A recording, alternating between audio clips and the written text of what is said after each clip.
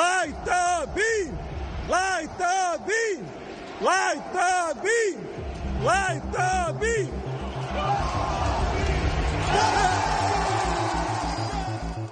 Light the beam on a rare, used to be not so rare, Monday night edition of the Sports Cave with Biggest Puma. Once again, I am your host here, broadcasting live, currently live on YouTube, future live to tape if you're listening to the audio form, here on the north side of San Antonio. We are officially we're into a month where the Spurs aren't going to go undefeated. Oh, no. We are doing our first show of March. We are doing a Monday night edition, Monday and Wednesday nights this week and next week, at least for now. Maybe even more going forward, because we got to move the schedule around for the Spurs. They're playing Tuesdays, Thursdays, and of course, with the most important member of this operation being a part-time employee of the Spurs, With big boy jobs. That's right. We take a back seat when necessary. So we're going to still make sure we get 2 shows out a week. No more long breaks. No more vacations to movie sets. We will be here Monday and Wednesday night, which is why we are here tonight, 52 days away from the NFL draft. Also, might be getting close to announcing some show news regarding the first round of the NFL draft. LG got propositioned last Friday night, which we're gonna What was his name? get into. Well, it was actually the guy responsible for this Charlie Conway Mighty Ducks jersey I'm wearing. So. Yeah, we'll talk about that when we do the weekend recap. But I'm in the dark here, so you are absolutely in the dark because you are the only member of the program that was not in attendance Friday night, which we'll talk about here in a minute in the weekend recap. We got a lot to get to, despite it only being a Monday. Of course, we're gonna revisit some of the festivities from birthday weekend. We're going to do a new segment that I wasn't necessarily prepared for, but I realized... New material, huh? No one told me. It's one of those deals where we're not going to swim in these waters often, but I feel when massive stuff happens in the world, Yeah. we got to talk about it. We got to talk So we're going to do a World Politics for Dummies segment as well and turn Spurs notes into the main seggy, because I started making the Spurs notes and then realized I had about an hour and a half worth of material that we're no chance we're getting to, because we're doing a tight hour. We're doing a tight hour. A tight hour once again. It's going to be real tight. As tight I got as... a bad feeling about this. Yeah, you're not wrong, LG. So yeah, and then of course we'll close out with lightning round, which we're going to end with. We've done it a few times. But I want to start mixing in more of the sports on this day recaps. And, Okay. I like it. There's a lot of significant sports-related historical events that happened on this day in history, this March 2nd. And also one notable death that I will just tell you this.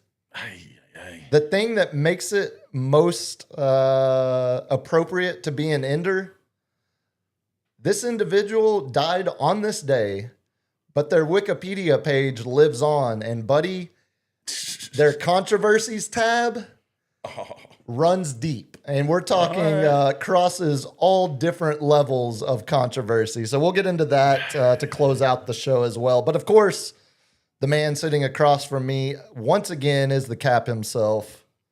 I'm hanging in there, man. Back still, yeah. We'll get to your weekend recap and There ain't much there. what you missed out. Well, what you missed out on Friday night. But before we go any further, I did see Greg already threw a super chat out there. Hey. Happy belated birthday, Big Puma. Welcome to the 40 Club. You're finally a man. Appreciate it, Greg. I am I'm a finally. man. I'm 40. That's right. I am finally Sweet Gundy lives on. a Gundy approved, a man of 40 years old. Who knew that Iceman had a vodka? It's been out for a minute now, because I remember when they didn't know rolled that. it out. I think they rolled it out back at the beginning of the basketball, back at the beginning of the season, Yeah. because it tying in with the It's a good PR launch campaign. Is that from Greg? Yeah, I believe so, right? Yes. Yes. Compliments, Greg. Well, Greg, thank you the for best, Greg, man. Thank you for the super chat. Thank you for the Iceman vodka. LG, tell the good people how they can help support the program like Greg has. Oh, sure. My light died. Yeah, you can support the program by buying me a new light. Hit that Amazon wish list. There's lights on there now, so I don't have to live in the dark over here. I mean, I'm really in the sports cave, but you can also support the He's in show the sports closet. by hitting the like button and hitting the membership button. You can become a member of this thing, just like Greg is, just like Wes Harkins is. You can also subscribe to this thing, just like this animation tells you on the screen. And what else can you do? Oh, follow us on our socials. We're on IG and we're on the Tickety Talkety, yes? Tickety Talkety, you're going to get more content. I'm meeting with a new person to do social media and put out a real proper clip that looks professional. In other words, you found a new chick to hit on, and No, we're I'm not working. hitting on her. I don't even know her. I haven't met her yet. She looks cute, but hey, Yeah, I'm but a just minor saying. detail. Yeah. No, my friend, he's actually doing construction at the new Stout House Oh, very nice. down at the Pearl, and he Wait, they're building a stout house at Pearl? yeah, That thing and it is looks, going to kill. yeah, and they have a pizza shop attached to it. And it's going to be like a service to go as well. It has like a to go window. And Oh, so I can just walk up and get a slice? exactly. So Okay, they're kind of like more Austin style type thing. So yeah, he's doing all the construction on it. And he put out this reel, and I thought it was his girlfriend that is one of my good friends. And I'm like, man, you killed it, dude. You need to teach me how to do it. And she's like, I didn't do that. She's like, this other girl did it. But she's looking to branch out. And I'm looking for those branches. Constantly. I'm a branch. Yeah, you are Tarzan swinging from branch to branch. Well, tell the good people where they can currently find the channels. At The least. first sportscave.live on Facebook, Insta, X, Hey, Twitter world. TikTok. That's right, OJ. It's Yes. still Twitter to me, damn it. Yes. Yeah, as Greg did, if you throw a super chat out there, if it's on topic, like if you got some Spurs thoughts when we get to our Spurs notes and main seggy, throw it out there. We'll get to it in segment. If not, we'll do them right before the lightning round. And once again, yes, Greg, thank you for the belated birthday gift. I wonder how hot this vodka is going to be. It's like, it's going to burn. It's going to have a nice... Or is it going to be smooth like ice? I was about to say, you would hope for... Maybe you have to drink it with ice. Got to be better than Tito's. It's got to be. Gotta be. Gotta be. Tito's is trash. And if- Unless they sponsored the show, then it's Yeah, delicious. man. Yeah, see, you're just killing me right now, man. I'm like, I'm going to go out here and start selling this product right now. It's you know? trash. Tito's? Check. Yeah, I haven't had vodka in years, but if you want to do business... Yeah. I love a good yeah. dirty martini. No, we'll kick it off with Greg's belated birthday wish. Of course, we talked about it last Thursday when we were in the room. Well, okay, first of all, before we get into the weekend recap, let's just revisit some of the activity from Thursday because I got on YouTube over the weekend, checked to see if there were any comments to engage with, see what the numbers were looking like, just generic checking in, see how the page was looking. I love the new logo that you commissioned, that you got another branch that you swing on to build. Trying to correlate everything together. The logo looks great on YouTube. If you haven't seen it yet, at Sports Cave Live over on YouTube, check it out. But I noticed something was missing. So I noticed that too because I was trying to make another reel for the Instagram and TikTok and all that. I noticed- and I'm like, where's the show? I noticed the most recent video we had posted was from before LG's Hollywood excursion. Yeah. Before he was working on the movie, and that would have been back on February 12th. It was still the same month. It was quite a It while was the ago. same month, man. And I couldn't figure out, I'm flipping through. Well, maybe LG's sorting them all now on podcast. No. Maybe it was just a live. No. Not there. No signs we ever did a show whatsoever. Which, granted, going back, you're lucky we did that show on February 26th, because do you know what March is? What's March? National Women's History Month. Oh, hey, I'm celebrating them, man. International Women's History Day I'm celebrating, man. I am a fan. is March 8th. Do you want to take a guess on what year March became Women's History Month? 1982. Okay, you gave the men of the 80s and before us way more credit than I would have. I would have guessed that was something that came around in like The 70s or 90s? I was gonna say like 02. Oh. Yeah, like After the Me Too movement? Yeah, All right, well- we're going to give you a month. Can you ladies settle down now? I was gonna say Get out of here, Cupcake. in a response to Woodstock '99 and Yeah. the Limp Bizkit era, I would have Oh, buddy. assumed we had to give them a month to rectify some of the decisions that were made in the late '90s. But no, That was a rough documentary, man. National Women's Week is how it started. Yeah. And that was in 1980. And then 1987, we said, you know what? They get the whole month. You've probably done enough to justify more than 1 week out of the 52 a year. How about we give you the whole month of March? How about equal pay? Hey, whoa. We Daddy gave you a needs month. sandwich here, so you got a month. And you didn't get stuck with February. Yeah. Like we didn't give you the shortest month like we've been known to do to other minorities. Like, we gave you March. That's a great month. Enjoy it. Speaking of early National Women's History Month celebration to the roommate, her birthday is tomorrow. Ooh, buddy. Now, unfortunately, she will be on a plane for Chicago at about 6:30 in the morning tomorrow. Oh, I on thought she her was birthday. leaving like later this week. No. Tomorrow? She flies out on her birthday. It's a quick trip up, one presentation, right back to Texas. So she flies. She's back Wednesday night. So are you going to put as much... Wait, is she turning the big 4-0? I'm saved by the grace of God. It's 3-9? It's 3-9. Nice. Well, I should say, You still got to do something. without giving away the exact year, Yeah. Oh, I think it's you just not did. 40. I might have, but like LG had to do to remove some of the clips you played Yeah, last just scratch Thursday. that one, LG. we might have to cut that out. So, on this National Women's History Month, It's not Women's History Month when I did it. It was Black History Month, and I'm we- not saying I'm just saying we talked black about. guys like a good ass.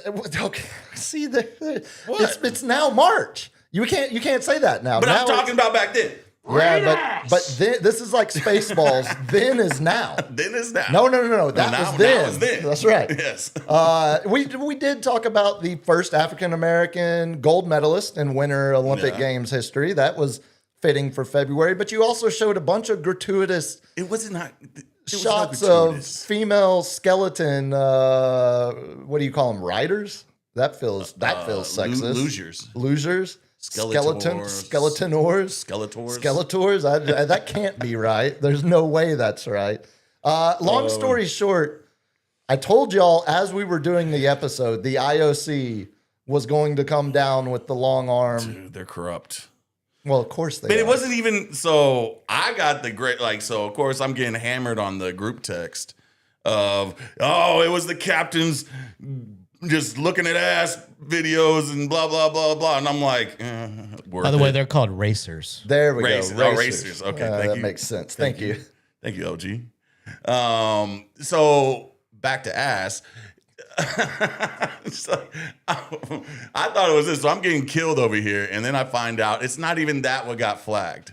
No, all of your gratuitous backside footage was not what actually got us in trouble. Apparently, it was the less than 10 seconds that we showed of the women's curling that wasn't even from this year. That wasn't from an this year. outdated. You didn't even have the right Olympics coverage, but that's the part that got us flagged. Hey, I half-assed the whole ass sometimes. So it turns out, in my digging, as you said in the group chat, LG, how many videos have we had technically be struck down in some part of the world?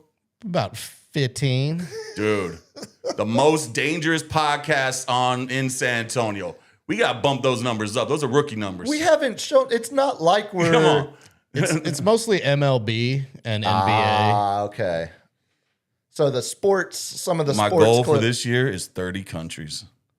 I got to start digging what gets us banned. We're big in Algeria. We have Boy. regular downloads from some account in Algeria. Now that is they got not an a internet joke. blackout, they're gonna need our content even more. I got you. That's Iran, not Algeria. Whatever. I'd love. We should pull. We should play as part of our World Politics for Dummies segment. We should just pull up a map and see which. Yeah, geography wasn't my greatest. Yeah, I was I'm like raised somewhere over there.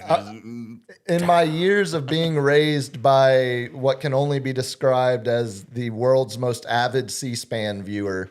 My father, who LG got to see again on Friday Shout out to night. George. Yeah, we were bonding over the fabulous omelet station at the Embassy Suites. All right, let's start with that because as soon as LG got there, LG came straight. You had come from Texas State, right? Yep. From the TED And Talk. drove straight in from San Marcos. So Cap was still dealing with antibiotics under the weather. You got to pass.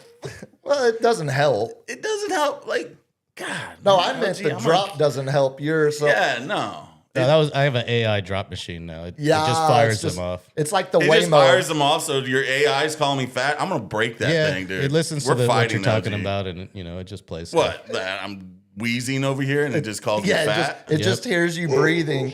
Oh, that's you, LG. You son of a. It's like the Waymo in Austin. It's got a mind of its own. I saw Waymo on San Pedro. Off topic. We're going to talk about that in a minute. So yeah, Friday night, LG is making small talk with my dad. Tell me exactly how it came down because all I heard was my dad specifically mentioned the omelet bar, and LG's like, "Oh, you staying at the Embassy Suites?" And Okay, sort of. Okay. So yeah, I was like, "What's up, George? When'd you get into town?" He was like, "Oh, we got in around 6. I was trying to get down here for the manager's reception at the hotel I'm staying at." And I looked right at it and I go, "Embassy Suites?" And he was like, "You bet your ass." And I was like, "Hey, that omelet station." And he was like, "You already know." World What did he travelers, say? He's like, they already got my order. world Yeah, travelers. well, he mentioned that he's going to have more than one in the morning. So he's going to get in line, make an omelet, probably go back to the room, sleep off 30 minutes or so, go back down and get another one. Yeah, a good 30-minute omelet power nap. Get And your money's I've done worth. exactly the same when I stay at Embassy Suites. My dad is the kind of guy that when we would travel as a family, there were multiple instances where we would be driving and instead of stopping somewhere for breakfast, we would find a hotel that he knew had a continental breakfast. And just act like you've been there. Oh, that's so sweet. Just I've walk done it. in We've all done as it. a family of 4. Yeah. Walk in, eat the continental breakfast, and get right back in the car. We did that on the way to Disney World one time, driving to Florida. We did it on the way to California one time. Yeah, oh my God. Like he is a man of, if there is a deal to be found or a loophole or some way to travel get hack. exactly. Yeah. So yeah, that was. What was he like? I know the omelet station guy's name. Tip him real good. Oh, You got to slap them with, if you're staying multiple days, give them a good tip that first day, and then your omelet's going to be, you get an extra egg in that omelet. yeah, I think he's absolutely on a Little more first love in name an omelet. basis with whoever that was. So that was He's the walking commercial of you would turn it into your parents. very much You so. don't have to know the omelet So guy's name. the thing I didn't realize, LG, you've met my parents, my old man a couple times before from Yep. Past connections, obviously, and I didn't realize though, LG hadn't met my little brother. Me and LG didn't know you had a little brother. I've mentioned that multiple times. I think before. you've mentioned brother, Bro. Yeah. but I didn't know he was the your older little brother. Ah, okay. For some reason, I thought you were the youngest. No, I was a high school baby. He was the one that was planned 4 years later. He is. So there you go. That answers your question, LG. He said your dad looked very young. He's like, he must have had him real early. Yeah. Pretty early. It was pretty early. My dad and I, we share, what's it called? Like benchmark birthdays. So like, I turned 40.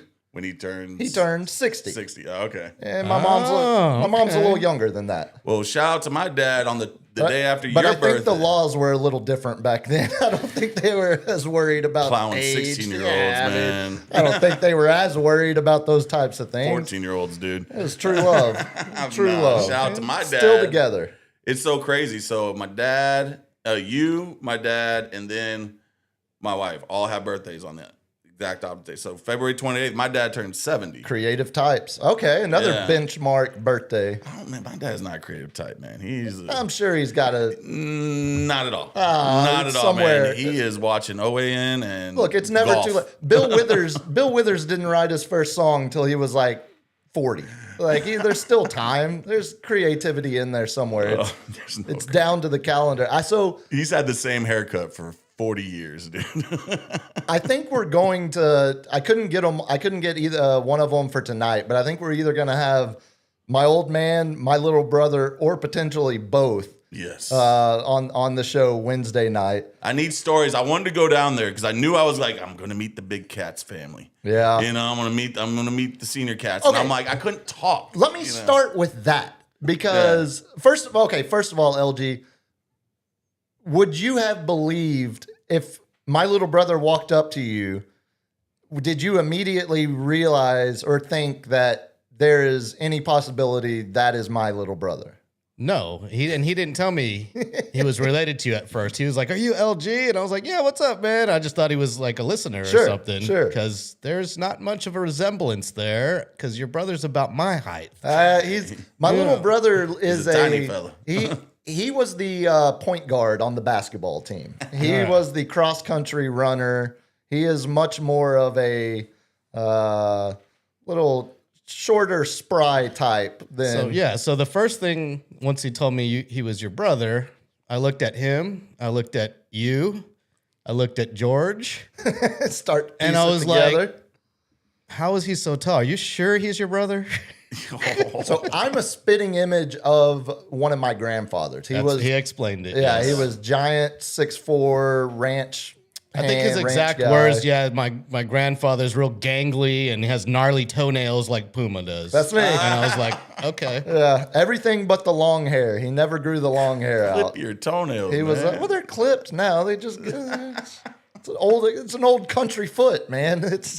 It's genetic. It helps stabilize you on the ground. You know, you dig them in like talons. So Friday night, y'all mentioned it. Obviously, LG knew about it to show Yeah. up. You knew about it, but were sick. Yeah. When did the roommate tell y'all what was going down on Friday? I've got the text. Like a Let me week, see a here. week and a half ago. No, it was longer than that. Well, I mean, she didn't have my number. She was like, she had to hit me up on Facebook or me see here. Instagram. So I'm going to play a video here in a second of exactly what happened Friday night. Oh, here we go. Puma's roommate. Puma's roommate. That's All I like right. that. We I got like- the flyer on February 11th. Wait, Yeah, she did a there's flyer. a flyer.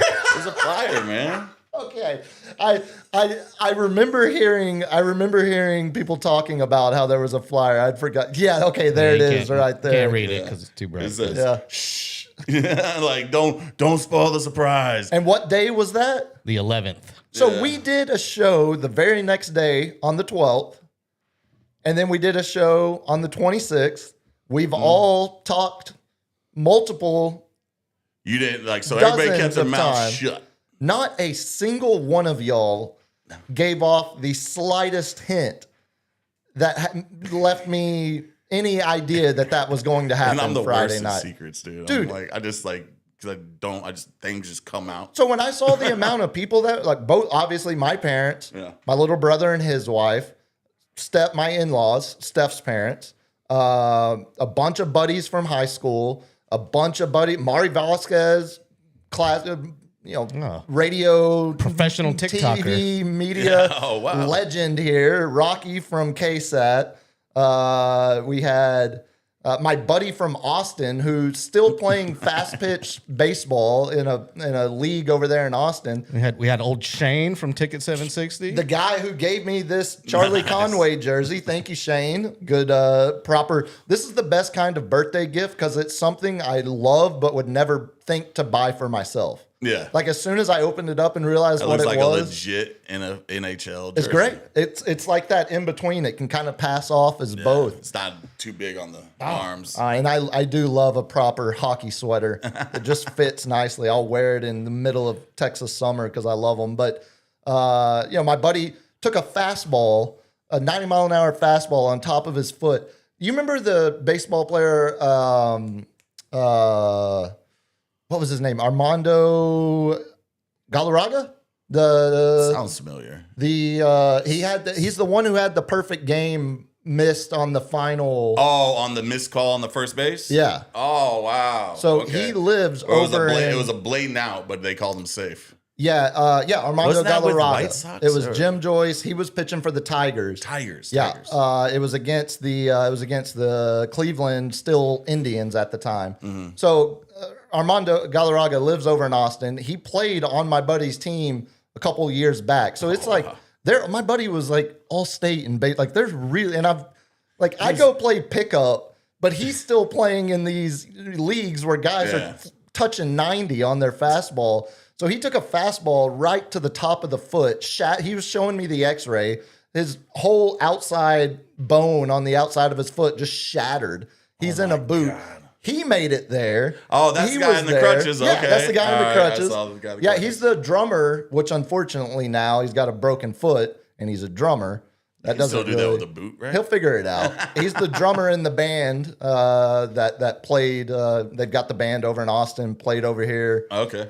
months ago. I wear the shirt every now and so many people came in for this, Yeah. and not a single person managed to ruin the surprise. Oh, that's good job. I see Steph's in the chat. The roommates in the chat. Good jobs. Yeah, that's devilish. That is Yes. devilish behavior. Because I know it's something y'all have, we've all known each other for years now, but something you've learned more as you and I have done the show together. Well, I learned quite a bit. Like surprise parties. I tend to, it's my birthday. I'm gonna do what I want type scenario. right. So I might end like, don't schedule it too late because I'm gonna be schmammered or something. So I heard something of the I'm sort. a bit of a control freak, as you have learned as we've done this show together. So the night started. LG, have this video ready.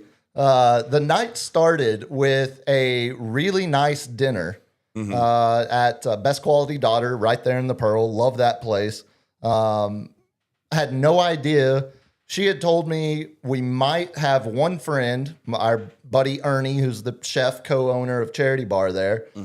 She told me, he might want to grab a drink with us after dinner, depending on what time we finish. So I'm not thinking we're doing anything. There's no expectations. I'm not thinking we're in a rush or anything like that. So, I might have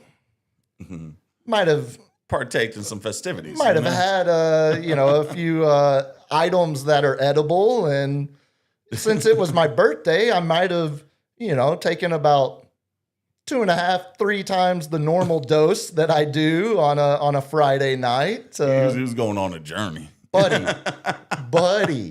So I'm sitting in the restaurant, and I can tell I'm 3 kites above everybody except the server. Yeah. The server was sniffling so much residue powder and making very awkward eye contact. Whenever he would take your order, it would be, oh, just super focused, super intent. Oh yeah, that's a good one. That's a good one. Yeah. have we had a chance to look at the entrees? Just staring at you. So, I'm tripping balls. This dude's high as hell trying to take my order. And Steph is a nervous wreck, but I'm not piecing it all together.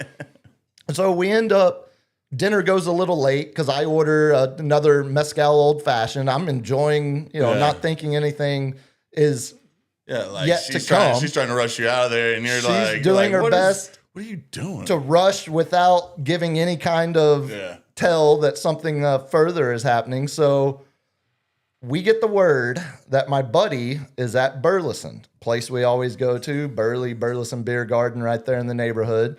And he's waiting for us. He's going to have a shot and a beer, say happy birthday, and then he's got to go home. So, I'm thinking to myself, I'm already feeling pretty good from Yeah. pre-dinner festivities, feeling really good from the mezcal and rosé at dinner. So we park at Burley. LG, throw this up there. We park. First of all, the vehicle we park right next to is my mother-in-law's Lexus SUV. Oh man, I had no idea. I was afraid if I went there in my truck, I was like, I'm definitely gonna park in like a handicap or somewhere real close. Never pieced it together. And I was like, he's gonna see my truck and be So- like, why's the cap here, man? As I picked the spot, Steph is now, post game press conference telling me Yeah. now, she's like, as you were parking next to it, I thought it was ruined. Yeah. I thought the surprise was over. So this is us. She starts recording without me realizing as we're walking out of the car and walking into Burley Friday night. So we're going in. Do we got sound on this, LG? Hey. All right. I'm walking ahead. For those listening to the audio, You're just not talking to each other at all. Well, we're mumbling because I'm pretty tipsy from dinner. You can't really hear it a whole lot. Open the door for her like a gentleman. And as soon as she turns around, She runs in. I just started walking out.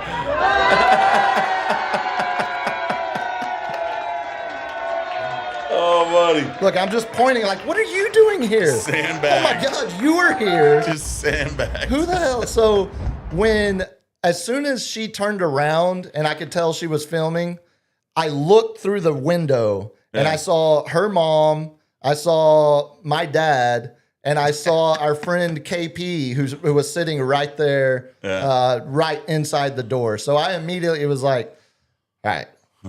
Focus. Yeah, focus. So I turn around and start to walk away, just thinking like, all right, I gotta pull it together. Settle it Like, down right now. we're gonna be fine, but there's a lot of people in there that are about to yell happy birthday. So compliments, props to y'all for holding that Yeah. in. That was insanely well played by the roommate and everyone involved to keep that a secret. That was Yeah, good Quite job. impressive. That was all your roommate, man. That's all. Wifey over there did a great job. She set up a good thing. 40th birthday. I don't remember what I did for my 40th. I was like, I'm like a curmudgeon. I'm like, I don't want to do anything. So that's what I had been all week. Yeah. That's what you remember when I told the story Yeah. about the attractive women that might be entrepreneurs, might run their own business. Yeah. They, when they were buying us shots. It's Women's Month. That's right. Now we're celebrating. Celebrate those entrepreneurs. That was me. That was Steph's. Like at that point, saying like, I'm forcing you to celebrate your birthday. Yeah. So like I had been all week long, being the curmudgeon-y, Being a mopey little bitch. a little bit, and I would be absolutely lying if I told you the smile on my face from the moment I walked in lasted until Sunday morning because buddy. I didn't realize, some of my close high school friends, and some friends that, we had met right when we moved here. A lot of them were able to stay through the weekend. Yeah. Even better, my buddies, a couple of my buddies all pulled together and got the Airbnb that is literally right across the street from my house. So for this past weekend, It's just been I was the annoying Airbnb gentrifying guest staying in my own neighborhood, sitting on the roof balcony, playing music till 3 a.m., being loud. And At least it was the weekend, man. no, it was great. It was great. As much as I complain about being surrounded by Airbnbs, it was nice to have my buddies right across the street all weekend. Yeah. I got the recap from LG because he did an event with another local podcast. Yeah, I want to What was ask it? LG about that. How Jimenez is, how the celebration went Saturday night. Yeah, so he comes in 3 sheets to the wind, drinking he's like, I had 5 old fashions, didn't have to buy one of them. And he's just tanked. And I'm like, did you drive yourself here? And he's like, well, I didn't drive, technically. Technically, that's how does that Nah, get? he wasn't that bad. hinted, and like, no, he was completely under the limit. Not too bad to type in an address and watch it do its work. Yeah, LG, I saw you were down there at Hard Rock on Saturday. Shout out to those boys. What was it? 500 episodes? 500 episodes for the Area 210 podcast over there for Joe Garcia and Michael Jimenez. Yeah, congratulations to y'all, man. Hope we get there one day. We passed 100. What was it? 2 months ago? Something like that. Yeah, I think we're at like 113. Something. They've been going a little longer than we have, and they haven't taken nearly as many 2-week vacations, I don't think. Well, they go 5 days a week too, so that's fair. Yeah. Yes. Then they was, but I saw there's on. They do a tight hour, ish. Yeah, they do about a little over an hour sometimes, but it's never 2. It's never 2. So if you add Shut your our mouth, OG. 2.5 hour episodes, it's like it's basically the same amount of content weekly. Only if someone put the tags on YouTube, to like skip through for the parts that they want. There's still hope. I've got them all marked. Look, here's the marks from your F-bomb and D-bomb last week. Oh. Never. Those antibiotics, man, got me loopy. Yeah, I just marked it explicit and said screw it. No, congratulations! Shout out to Joe and Mike. They got me out of my element. For some reason, I don't know why, but the flyer said Hard Rock Cafe presented by PF Chang's at La Cantera. And my mind got twisted a little bit, and I was just like, La Cantera, I'll drive over there and hang out with them for a little bit. Oh, no. And then I was like, wait a minute. This is in the middle of downtown on a Saturday. Out of my element. But it's a nice spot right on the river. So Supposedly there's a lot of crossovers. Like, as LG didn't have to buy one drink. There's a lot of crossover fans from all the different shows that we've worked on over our illustrious careers. That's right. I'll say this. In between the gaps of working on one of those previous shows and starting this back up with y'all, when I was pretty low mentally, trying to figure out what the next move was, what the plan was for this podcast, what the plan was for the radio career, what the plan was just for day to day figuring stuff out. Good dude Joe invited me over there to their house where they filmed the show, and hung out with them basically all morning. One day he ended up popping on with Jimenez and talking some Spurs or whatever we were talking at the time. But that was going over there that morning. If I hadn't done that, I don't think we'd be sitting here doing this show now, because it was to see two dudes dedicated, and there was a lot of inspiration that had been extinguished. That was and shout out to light that fire, man. Shout out to Joe Garcia. When I resigned from the previous show I was producing, Joe invited me out to an SAFC game to hang with him. I ran into a guy working the camera there who I had worked with at UTSA a couple times, and he mentioned that maybe the Spurs might be hiring and I should apply. And he sent me the contact info for the producer and director there for Spurs Sports and Entertainment, and I am now an employee. So in a way, a roundabout way, look at this. I owe my Spurs career to Joe Garcia. Yes. It's like networking between other podcasts has a positive effect on us, huh? Okay, Mr. I've been pushing for this, Mr. for a Collaborator. long time. We need a bigger footprint. We need to take over this place. Shout out to Zeb for $10. Says happy birthday. And charity bar best yakisoba doobie in the city. It's fried soba noodles. Yeah, he's not wrong either. It is so damn good. Thank you, Zeb. Thank you for the birthday wishes. Yeah, those are two good dudes that are still still putting out good content like that. So and Jimenez is doing the show out of Houston. They're not even in the same city anymore. That's right. He moved now. Yeah, H-Town, man. That traffic scares me, man. Yeah, 500 episodes. That's quite the accomplishment. Again, my friend took her kid to Houston recently for like a soccer tournament match, and she's like, "I've been flipped off 8 times." Well, probably because you're driving like a typical San Antonian. No, she drives crazy. I don't get in the car with her. Like, So she's a good driver. she's a good driver. Yeah. She's a very aggressive driver, and I'm like, I'm an aggressive driver, but I don't trust anybody else to do it as well as me. That's fair. you know what I'm saying? That's why I don't get on a motorcycle at all. I'm gonna push the limits. Push it to the limits. Speaking of yakisoba and Japanese pub food, LG, what's the name of the expressway in Tokyo? It's like Shoto, something like that. I have no idea. Shogun. I've never ridden on the express. I always It's take like- the trains. You like- talking about the Shinkansen?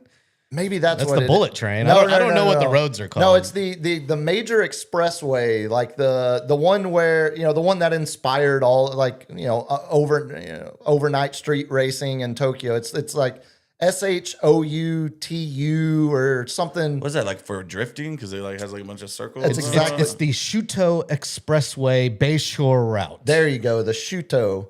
I bring that up because I don't spend a lot of money. I spend a lot of money on experiences and going out stuff. Like I don't buy a whole lot of stuff for myself usually, but the roommate basically put me in a chokehold and I was about to pass out. And she said, "You were going to spend money on yourself for your birthday." So I bought. It's probably a bad time, but I feel like it's only going to get worse. I bought 2 terabytes worth of memory to add to my PS5. This same memory card 3 months ago was like $290. It's $375 now. Memory has doubled And in I think price, and it's only going up. Yep. It's only going up. So I bought this 2 terabyte memory stick for, I got to throw in the PS5. But the other thing I bought, there was an old PS2 game. And if you played the Japanese version, it was like Shotao Shootout. But the American version was called Tokyo Extreme Racer. Do you remember the game Midnight Club? Yes. So it's basically They were trying to go after what was the one? Not Burnout, but Need for Speed. Need for Speed, yeah. So Tokyo Extreme Racer is basically the Japanese version of Midnight Club, but better. yeah. Because it's way more detail on the cars. It's all any Japanese sports car, tuner car you want is in the game. Okay, jokingly. And all the body kits and all that. Exactly. Yeah, and it's all with the Japanese, company's decals. right around Fast and Furious time. So when the first one came out on PS2, I was addicted to it. They just dropped the one on PS5 last Friday. So I ended up buying myself that. So I've been playing a bunch of, I've been cruising the mean streets of Tokyo all weekend. Does it live up to your younger expectations? It's everything I want, but it's not a great game. Like it's just an old school PS2 era arcade racing game. Okay, so like no real open world. No. It's and not Gran Turismo. Okay, and that's what I was about to say. So I was over the weekend. I would play I'd do one race on Gran Turismo and then do one race on Tokyo Extreme Racer, just because I was wanting to Sounds see. like so much work. Well, it was quite a bit of effort, but I was, nerd and curious which one, just. I need it back to back, man. I need another PS5 to make the So I don't even have to switch. Exactly. You totally let me down there because you were like, I don't know if it was the right time to buy, but I bought 2, and I thought you were about to say tickets to Japan, but you said terabytes. Terabytes. No. Terabytes. 2 terabytes of memory. I bought tickets to the Holy Land. I thought you were going to go see the expressway and see some street racing. So what I did buy, though, you know how I always joke? I was like, oh, yeah, and also there's a 1993 Honda Civic Type R on our, on our wish list.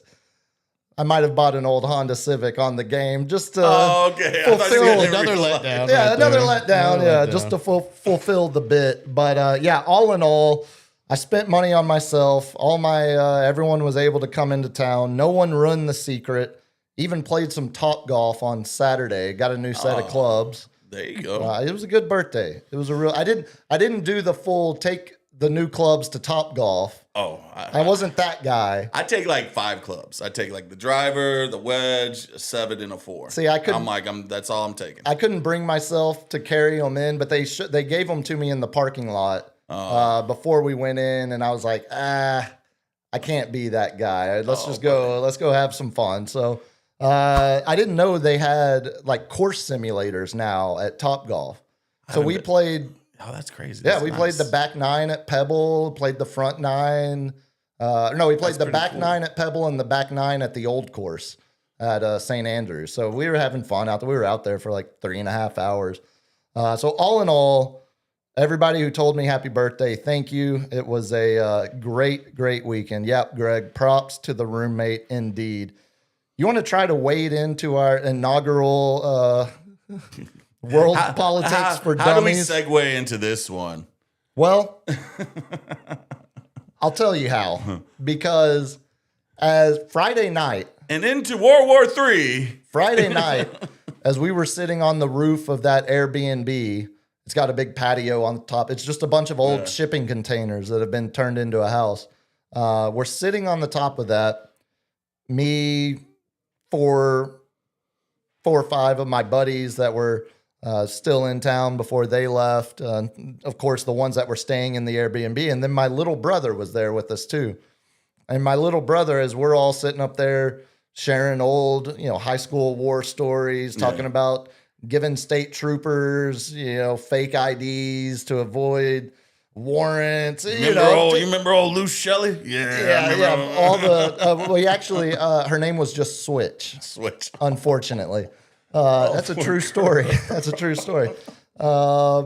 As we're sharing old stories. It's Women's History Month. Come on, man. But that story happened back in February of 2003. It's fine. I can just see a small town little kegger party, and it's like, Switch! You don't.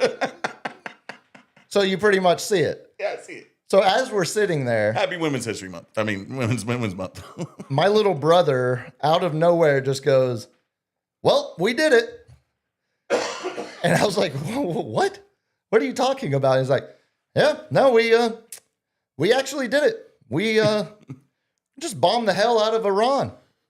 I was just like, wait. And this is, like 3:30 in the morning, whatever time it was as it was coming down. That's funny. He's like, we did it. And we did it. And it's just so nonchalant. He was just looking on his phone and he put it down on the table and he goes, yep, we did it. That's it. So from that was the moment where I didn't immediately get on my phone and start following all of the, the news, but I was at least aware of what was happening. And then Saturday, I'm not in the right frame of mind for this. I can't get on the quad box. No, that's exactly. So Saturday, I went to sleep when I finally made it back over to my bed at about 5:30 Saturday morning, which was a carryover from Friday night. I threw the quad box on and left it on all night, so it would be on when I woke up, so I could immediately lock back into my normal quad box of news when something crazy is happening. When it's war, though, or whatever you were calling this, it's war, but we're not, but whatever. Unsanctioned war? All of the 4 news networks there's not a whole lot of time for opinion yet. It's all just covering the actual breaking news. Yeah. So there wasn't a whole lot of difference, for example, in the way MS Now was covering the story than Fox News was, because it was all just, the missiles were fired, the missiles were shot down, or, XYZ is happening. It wasn't like the main talking heads didn't come in with their spin yet. Not yet. Not at the point that I was watching, Saturday morning, getting more of the update. That was my dad's birthday. I was like, hey, how do you like the fact that we started a war on your birthday? And he's like, I thought of the same thing. Of course. And of course, I'm like, I'm not sitting here. Like, I don't want to defend Iran. They're a horrible regime. That's right. You know what I'm saying? And no one's asking anybody to, I don't think. But when one country's been trying to propose this war to, 5 presidents for 30 years? And that one country is Dude, It's I am okay not to getting say canceled. it. I'm not getting canceled, dude. It's okay to say it. It's Jerusalem. It seems like And then it's not even the people of Jerusalem. They It's- don't want to do it. it Just seems, clarify, you're feeling good. You're not suicidal. All your security right. cameras work. I love life. All right. And I love the Jewish people. You're so far I wanted down. to convert at one point. Like, no joke. You would, yeah. I could see you're like Walter Schumer Chavez. Yeah, you converted because of your wife, Walter. Now you're watching your dog. Y'all have been split for years. He's like, it's a I beautiful don't faith. roll on Saturdays. So yeah, it seems like there was, it's significant pressure from Israel to attack because they were going to Yeah. potentially do it whether we agreed or not. And so that is now, at least as we sit here Monday night, some of the justification that's being used of if we didn't preemptively strike, Israel was going to strike, and then Iran would have attacked us before we could have been. We could Netanyahu's have. been going on for 30 years that he wants to destroy. Well, Iran. and so has Lindsey Graham, and so have. They're 6 months out from a nuclear weapon in 1990. They're at least 2 months out in 2001. Well, how many months ago was it that we obliterated their Yeah. nuclear capabilities, or were told? When Ted Cruz comes on the record and says, "Yeah, we didn't find any kind of weapons nuclear weapons being made or anything, but if we didn't do it now, they might have done something later." I You know do what I'm miss. saying? There is a part of I'm me. like, I don't want to agree with Teddy. Oh, it's never fun, but sometimes broken clock's wrong twice a day. There's some part of me that misses the conservative, war hungry Republicans of the early 2000s that at least would lie. They would go to Congress and lie to them to try to justify their bombing campaigns You in the needed Middle Colin East. Powell to actually sign off on it. And Right. whatnot. It just I was seemed- trying to tell my dad that, and I was like, the last time, what was that, Bush Senior or something? With W. It was W with the Colin Powell? Yeah. With Okay, so- WMDs, Saddam's got weapons of mass destruction. We got to attack now, or and he's he gonna finally caved, and hey, we didn't even go to the right place. It's like, oh, we went to the one with the oil. What you talking about? Oil? You cooking, bitch? Well, I've received intel that I need to get a drop of you saying yakisoba. Oh, buddy. Yeah, I've got I thought that was producers. spot on, I got buddy. snipers out there everywhere, kind of like Israel. No, there is some level of Puma likes life too. He does not. yeah, I'm fine. He's I 40. mean, I'm fine. If you think I'm a threat, okay, whatever. No, it does feel. We are banned in 15 countries. It does feel really. It feels really weird to have, for the whole first year of the presidency, talking about stopping 8 wars through tariffs, all that. The whole campaign leading up to the presidency, no new wars. I'm not going vote for me because I'm not going to send your kids off to die. This America First And movement, America, which I'm like, which I kind of like. I was about to say Not with the racist sentiment and history Yeah. of it, but there are levels to this. we're feeling it over here. A lot of the America First and the Bernie Bro platform crosses over quite a bit. A lot of the anti-globalization, anti-offshoring jobs, anti-war in places halfway across the world, fighting to save people that still we're the lesser of their two evils. They still don't like us anyway. There's a lot of that part of the agenda that I had kind of resided myself to thinking, look, it's only 4 years. Hopefully, we'll see. But it's only 4 years of Have we seen a trend of everything he's promising? It is just being gaslit I mean, into the other thing. I feel like that is Like, I have stopped so many wars. I am anti. No, we're gonna go take Venezuela's guy. That's we're why- gonna bomb the crap out of their boats. That's why this one it doesn't feel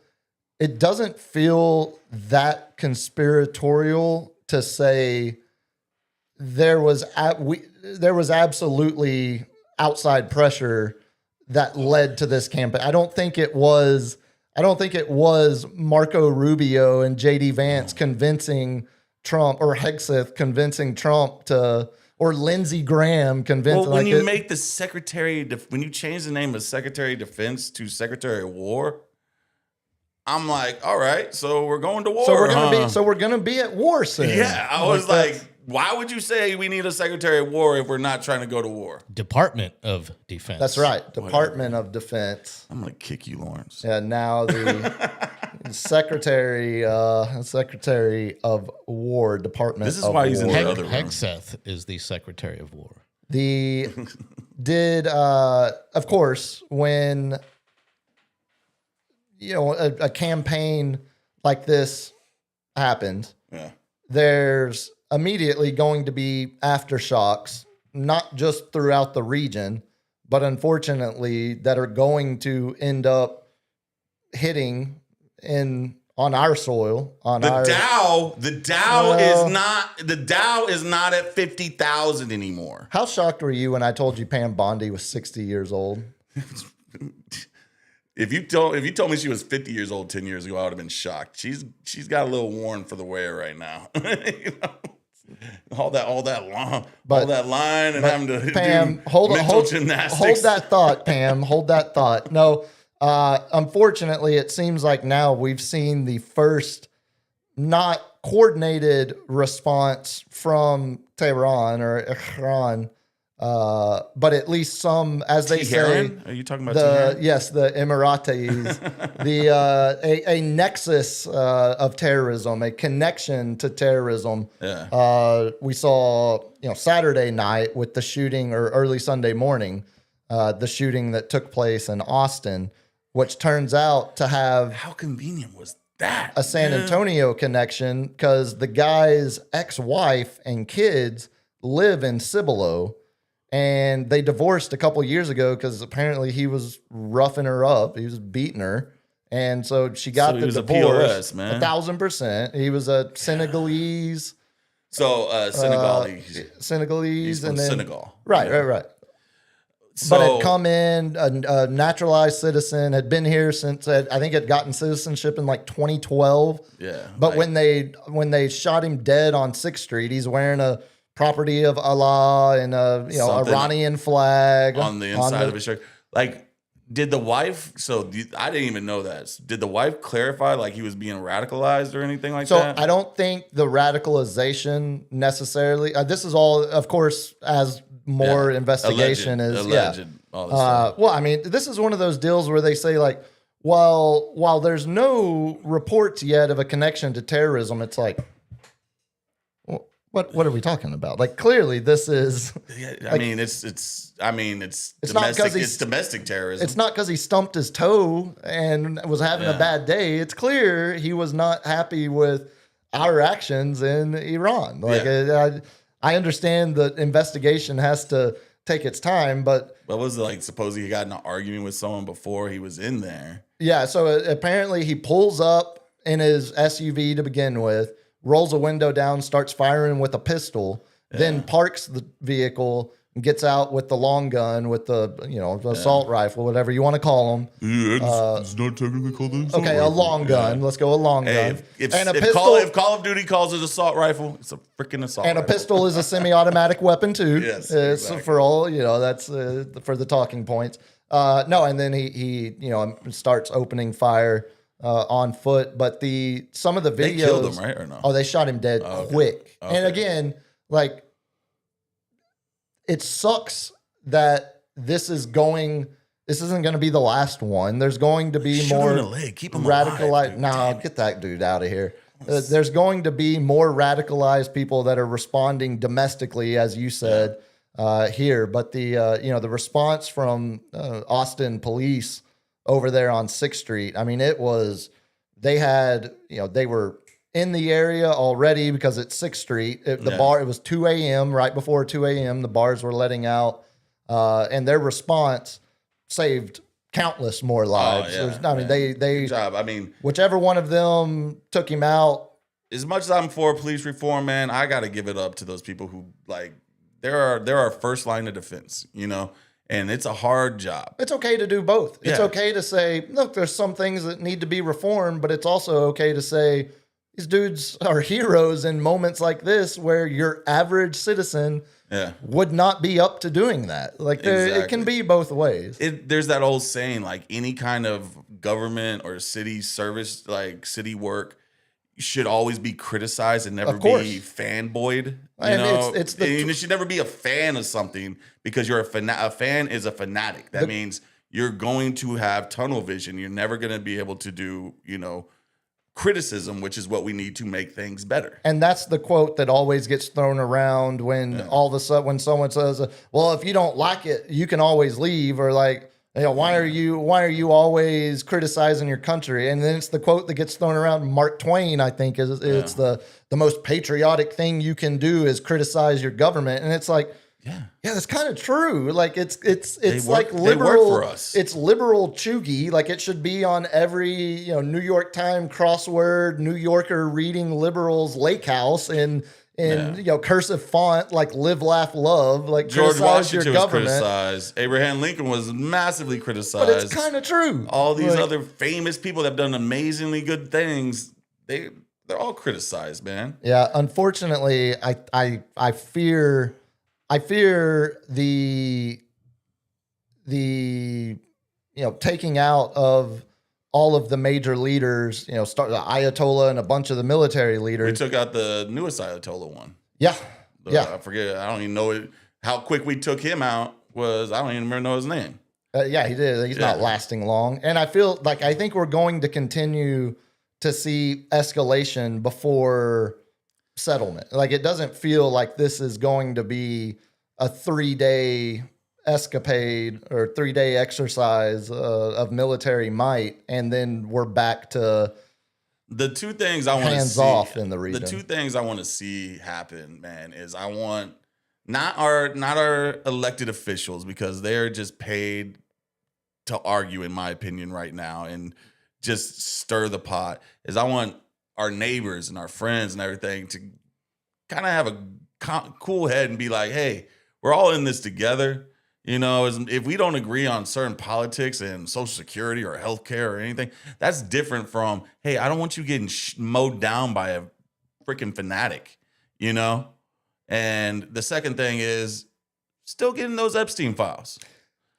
See, again, Let's still get in those. Let's not forget about those. the timing. Child rapist, yeah, I got a problem with them. Again, the timing is quite interesting when you You consider. don't think Netanyahu was like, hey, Jerome, when you you know, consider you sure you don't want to get that attention off the Epstein files? the parties involved. Even the Republicans wanted to get that stuff redacted. Why don't you come with me and let's bomb Iran? it certainly is interesting That's my timing. conspiracy theory. It certainly is interesting timing, and we'll leave it at that. Unfortunate, I did see two of the people that died in the Austin terrorist attack. You know, one of them was a UT student, one of them was a Texas Tech student. Yeah, 19-year-old kid. And it seems like there's potentially Why was he in the bar? Fake potential. ID? Or was he outside? I think you can get in with The exes. you get your exes. Yeah, it's been so long, but I've been 40 for a little bit. So. yeah, that's fair. It seems like unfortunately there might end up being you know, some others that fall to their injuries from it. So just terrible. It feels like. Shout out to the first responders and the nurses, and unfortunately, And the Waymo. Hey, Get F the you, Waymo. That's right. F you, Waymo. Every Waymo I've seen in my neighborhood this weekend, You're throwing rocks at it? It uses the wrong blinker. It puts a left blinker on and then turns right out of the left lane. Like it's not good right now. Dude, when I was going to There was one that got stuck at the railroad tracks. It went down a one-way and realized it couldn't go over the track, so it just stopped. It was there for. I was headed to Old Dogfather, best hot dogs in San Antonio, and I saw 3 Waymos in a row coming down San Pedro, and I'm like, they're here. Yeah. I was like, they're here already. So they're not taking riders yet.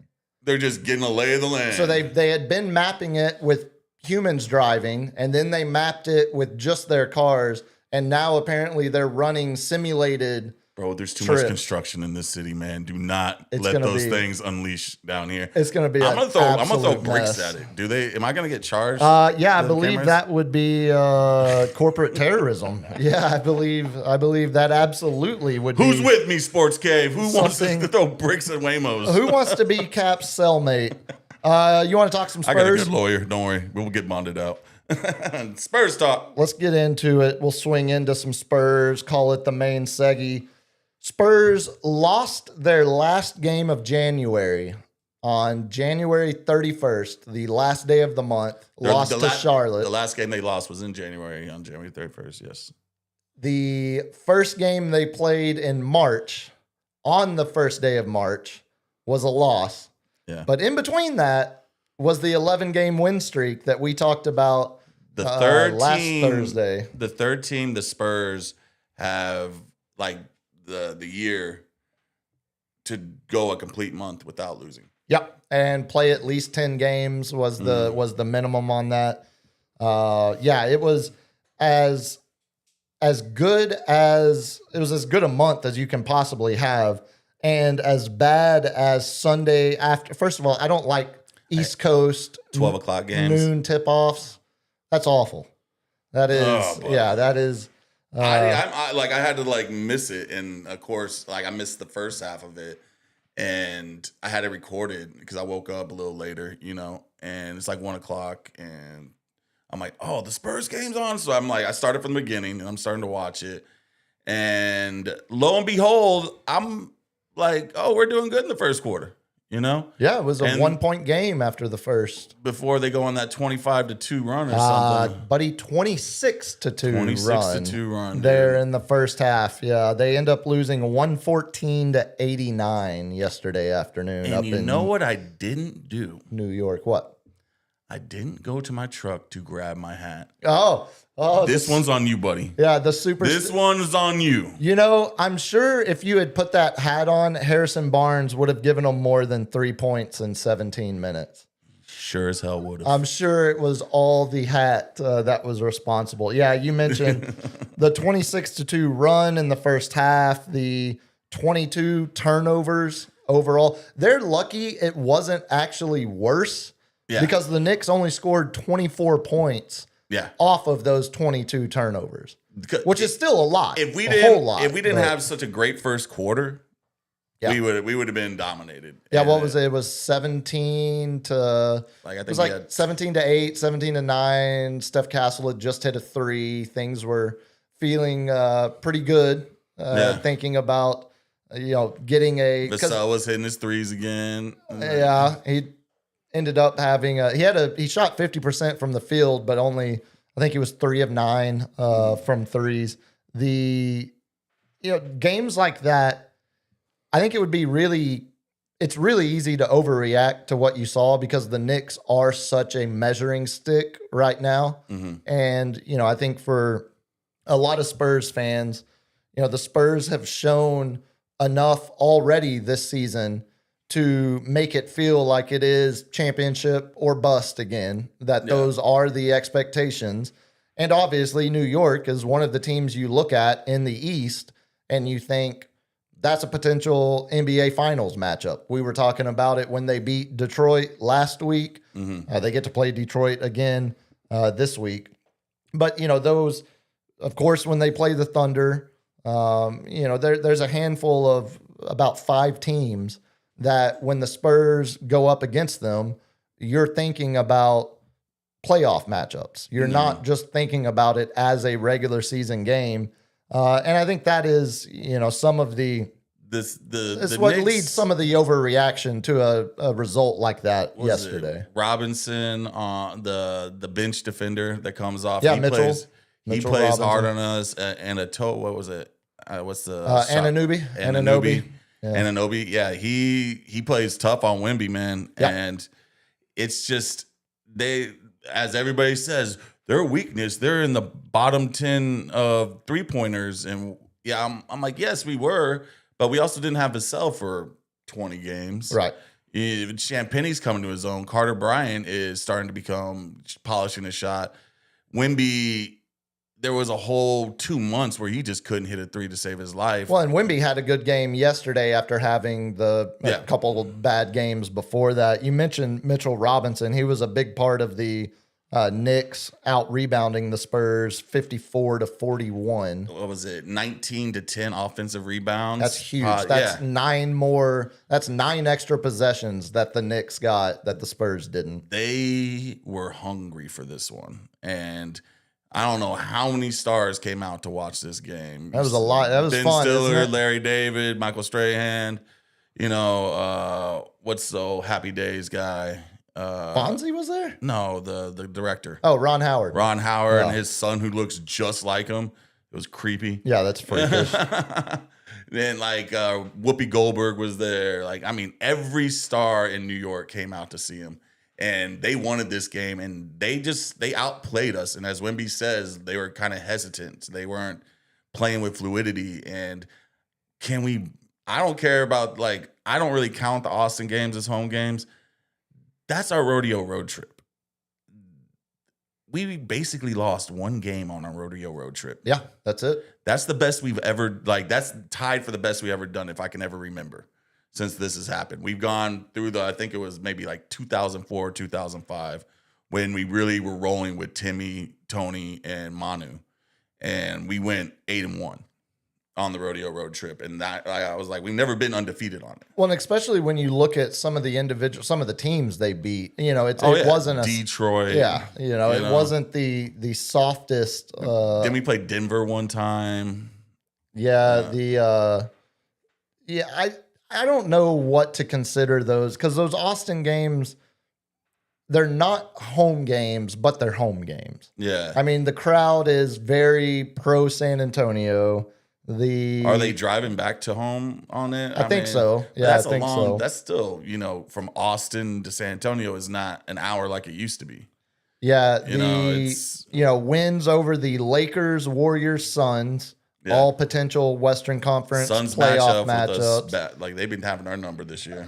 Win over the Pistons, best record in the NBA. Win over the Raptors, going to be an Eastern Conference playoff team. So yeah, I mean all in all, the sourness of yesterday's loss can't overshadow how successful the whole trip was. But I do, I jokingly mentioned Barnes. It is pretty crazy thinking about going back to the beginning of the season when Barnes was on fire, shooting threes, was shooting them at a much higher volume, not just accurate, but high volume shooting. Was still the starting power forward.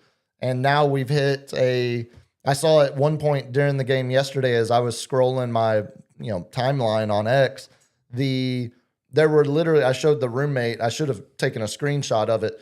There were 5 consecutive tweets that had been sent out that were all about Harrison Barnes, and not in a good way in that first half, as he had a couple turnovers, couple blown defensive assignments, and frankly, like a couple of those were saying, looked flat unplayable. So to go from being this team's starting power forward and a legitimate weapon as a shooter to now playing, 17 minutes, I think it was? Yeah, 17 minutes off the bench yesterday, only scores 3 points, but even more importantly, he was a liability on defense. Liability on defense and 0 rebounds in a game where you got dominated.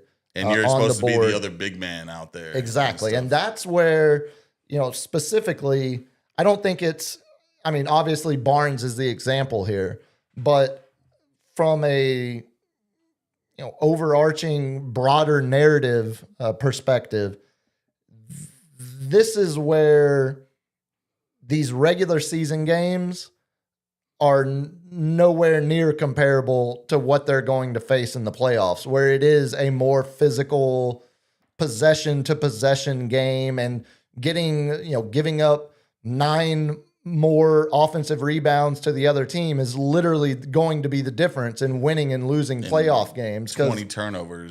22 turnovers.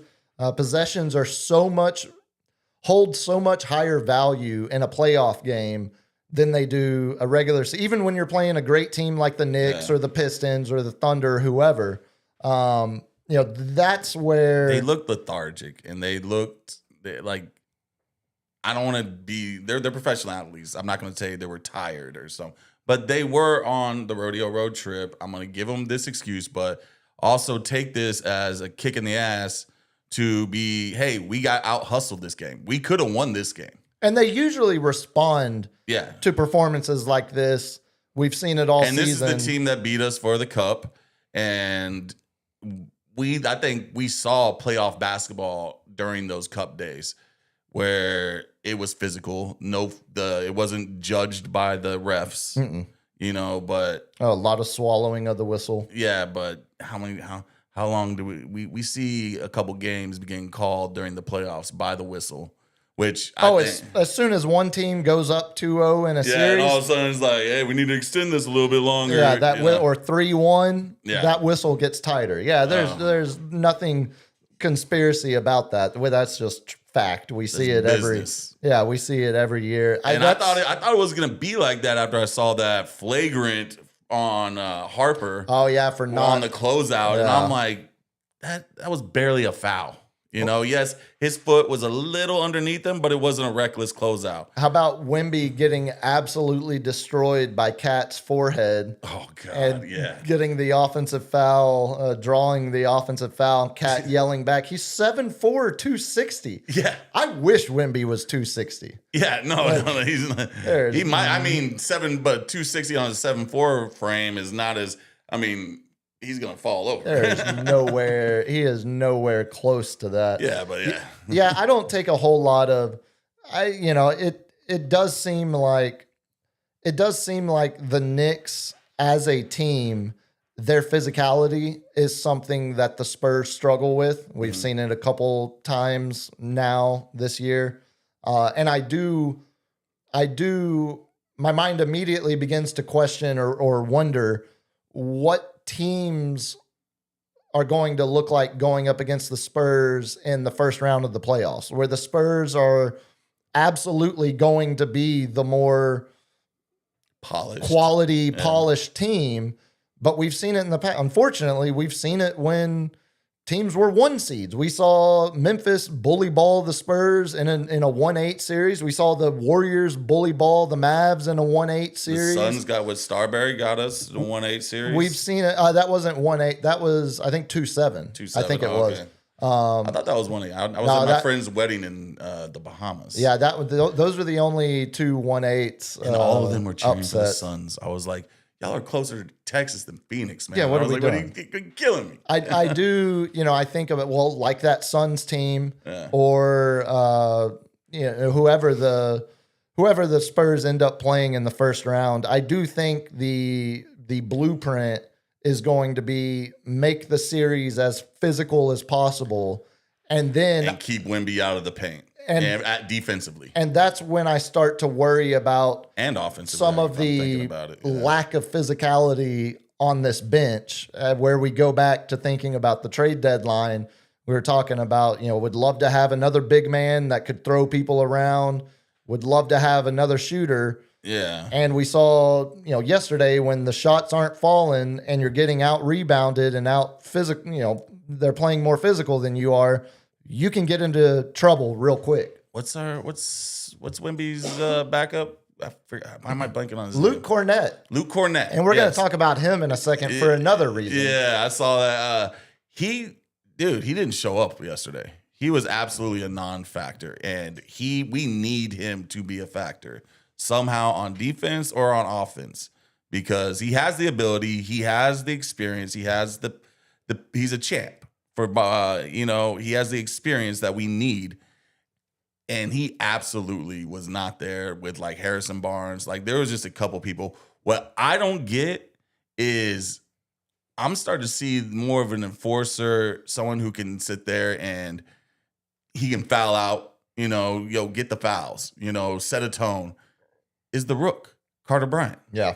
We've seen him get into people's faces. No, I think he's the one. Why didn't we see a lot of him on that game? I think he's the one that if you're looking of just defensively, just pester him. What Develop what that three a little bit more. options are available on this roster if you're already playing Harrison Barnes 17 minutes off the bench, if you're knocking that even further down, that's the trickle down of a guy like Carter Bryant, potentially getting more opportunity. Because I do think there's going to be a game in one of these first two, hopefully two playoff series, before you even get to a team like the Thunder, when you're going up against, Denver or Houston. Yeah, we might who have a murderer's Jokic row. and Şengün, have some physicality to their rosters. There's going to be a game where you need Harrison Barnes or Carter Bryant or someone on, hell, maybe it's the Plumlee brother that they signed for the rest of the year. If he can get up to speed and get into the rotation. Yeah. 7 points from De'Aaron Fox is unacceptable in 31 minutes. Yeah. Sorry. Especially when Jalen Brunson goes for 24, on the other side as starting point guard. Brunson gets up for us, man. He, for some reason, but yeah, De'Aaron Fox. He's paid to be a scorer. He's paid to be Mr. Clutch. He was not that last night. You're blaming Luke Cornett, a role player? I'm Luke Cornett, buddy. All I'm saying is it's our starters. I will agree with you. Champagny laid an egg, and so did De'Aaron Fox. 3 points from Champagny. Yeah. All right. Especially when the offense has become so not dependent on Champagny, but he has appeared to take that next step in being a consistent provider, a consistent guy that's filling up the stat sheet. When you lose it for one game like that from both, from two guys. I think he went out after that Brooklyn game and partied a little too hard with his boys. Keldon also laid an egg. 3 points. Yeah. Come on now. You're supposed to be sixth man of the year. Yes. You ain't no Ginobili right now. So this is what I'm talking about when I'm talking about Luke Cornett and I'm talking about the bench is we got I think we're third in bench points in the league or something. Sounds right. Yeah. Well, what does Luke Cornett average in points? 2? No, I think he's got like 5 or 6. But He hasn't had an alley-oop dunk in all of February. I believe my statement was he's run defense dry. or offense. Well, Luke He Cornett's show not up going to give you defensively. offense. I was like, so show up defensively. He didn't show up defensively. He was a liability out there. He's given you 7 and 7 points, 6.5 rebounds this year. I thought it was a little. Yeah. No. He had 3 boards last night. Yeah, 3 boards. still, No, that's too little. that's under. Yeah, that's, Like if we're playing Wemby 30 minutes, 32 minutes. I blame De'Aaron Fox and Julian Champagny. They're starters. I put more on De'Aaron Fox because we're paying that man more. Him So, and Wemby should be leading every night. Yeah. I think. But Fox's shot, I know he's not the best 3-point shooter statistically. He didn't but get to the line once. Not once Yeah. did he get to the line. I don't know if that's on the refs or what, but I didn't see him driving that much last night or the other night. Nah, like he looked like he took a game off too. If you look at the whole box score, immediately you would say Wemby had the best game, 25 points, 13 rebounds. But then, as we were talking about earlier, what was a reason that game got away? 22 turnovers. Wemby had 7. Yeah. So it was just, I don't think you can look at anyone, and I think all of them to a man would agree. You look at anyone on this box score from yesterday. I mean, even Steph Castle, 5 for 13 shooting. Inefficient shooting. You didn't get much from him in 30 minutes. So I think all of that can be right. A lot of air balls. It was a lot just- of air balls that game. It's It a was game just- that you flush, you move forward. Because if you don't, this immediately becomes a bit of a slide. Because tomorrow night at Philadelphia, Sixers have injuries. Paul George and Embiid, I think, are both out. Yeah. But Tyrese Maxey can beat you on his own if he gets hot. We should win that game. Absolutely should. And then Thursday, it's back at home to face the best team in the NBA record-wise. You get the Pistons again. So, I mean, you're getting 2 of... We're playing both those at home. no, tomorrow is in Philly. The next home game's on the 5th. Oh, against okay. Detroit. Yeah. Oh, so we're still on the Still rodeo road trip. All right. So, And then Friday night, I don't know if y'all saw this. They have another back-to-back Thursday and Friday. Thursday against the Pistons, and then Friday night against the Clippers here. But the game doesn't start till 8:30. scheduled 8:30. So basically, a damn near a 9 o'clock game. Yeah, so hopefully the Spurs can get back on the winning side. Fans can get a little lit before that game. Friday since it's a late one. I think I'm going to the game on Sunday. Oh wow. It's NBC's doing Sunday night basketball now. retro game. Yeah. Oh. Wait. What? The retro game? Educate me. Is that the retro game Sunday night? They're NBC's doing a 1990s retro game where they're going to have all the old graphics, all I the old think music. they did that. They did that yesterday. Oh, was So- that that yesterday? was Well, last night. no, but was that the Knicks game last night? No, that was. Well, they're doing ABC. a game with the game with the Spurs. Spurs. NBC is going to do a retro game with No, the maybe Spurs. they're doing it. Maybe they were just teasing it last night. Just remember, size 8 hat if you see a retro cap in there, LG. Get your discount. God, size 8. I can't buy. I don't get discounts on game days. What the? That's a working day. I get discounts on any day but game day. That's a work day. Yeah, Sunday. You just continue to disappoint, don't you? Sunday night Don't against you, the LG? Rockets. I believe I will be in the barn. So Oh, Rockets. we'll have to, So, get I some mean- footage of LG. Yeah, the in Spurs action. game at the Clippers, so it's not a home game. March 16th will be a retro game. Bummer. Oh wow. Yeah. So we're going back to back, and we got to fly to LA. That's next Yeah. That's next Oh. Friday, yeah. not this Friday. This Friday they're here. Okay. Yeah. They play Thursday, Friday, Sunday home. Man. Real quickly, you mentioned your absolute distaste for Luke Cornett. Your Well, just that game. I love some. I'm kidding. yeah, I I'm know. kidding. He did. I wouldn't say he took a principled stand earlier today. He needs to focus on the game, man. So Like, we talked about this last Thursday on the episode, and Luke Cornett has started blogging again, first of all, and it's been highly entertaining. It's been fun to read. I mean, Okay. he's been putting right, exactly. But this one, I think I found something that Luke Cornett and I vehemently disagree on. I think most of the NBA disagrees with him, especially James Harden. I kind of think so too. So he wrote an open blog post that's just titled "Concerning the Atlanta Hawks." Just based on that title, you can already tell this is going to be holier than thou by nature. What a wet blanket. What like how do you Every news source picked this up too. I saw this on TMZ. That was the first place I saw it. Yeah. The most trusted news source in America, TMZ. Unless it's the Epstein files, because homeboy Harvey's in all of those. By the way, March 3rd is the retro game against the Sixers. Okay, and My that bad. one's in Oh, Philly. Harvey's in the FC files? Oh, buddy. Oh, buddy. Yeah, that's How could he not be? Yeah, come on now. Celebrity gossip, running all that Cliptomat. The concerning the Atlanta Hawks was how Cornett started the post, and then he went on to say, "This week, the Atlanta Hawks announced a special one-night collaboration to celebrate the city's iconic cultural institution, Magic City. In its press release, the Hawks failed to acknowledge that this place is, as the business itself boasts, Atlanta's premier strip club. Given this fact, I would like to respectfully ask that the Atlanta Hawks cancel this promotional night with Magic City." They're gonna serve wings in the stadium. They're See, giving they away- messed up. They should have said Magic City Kitchen, and then it would be all good. I think, as you explained to me, But it's Women's Month. it is. It's now- Women's Month. Now that we You gotta know, celebrate those fine women now that we know up it is. there making Magic City. But this could go both Magic. ways. I mean, See, that's my thought on it.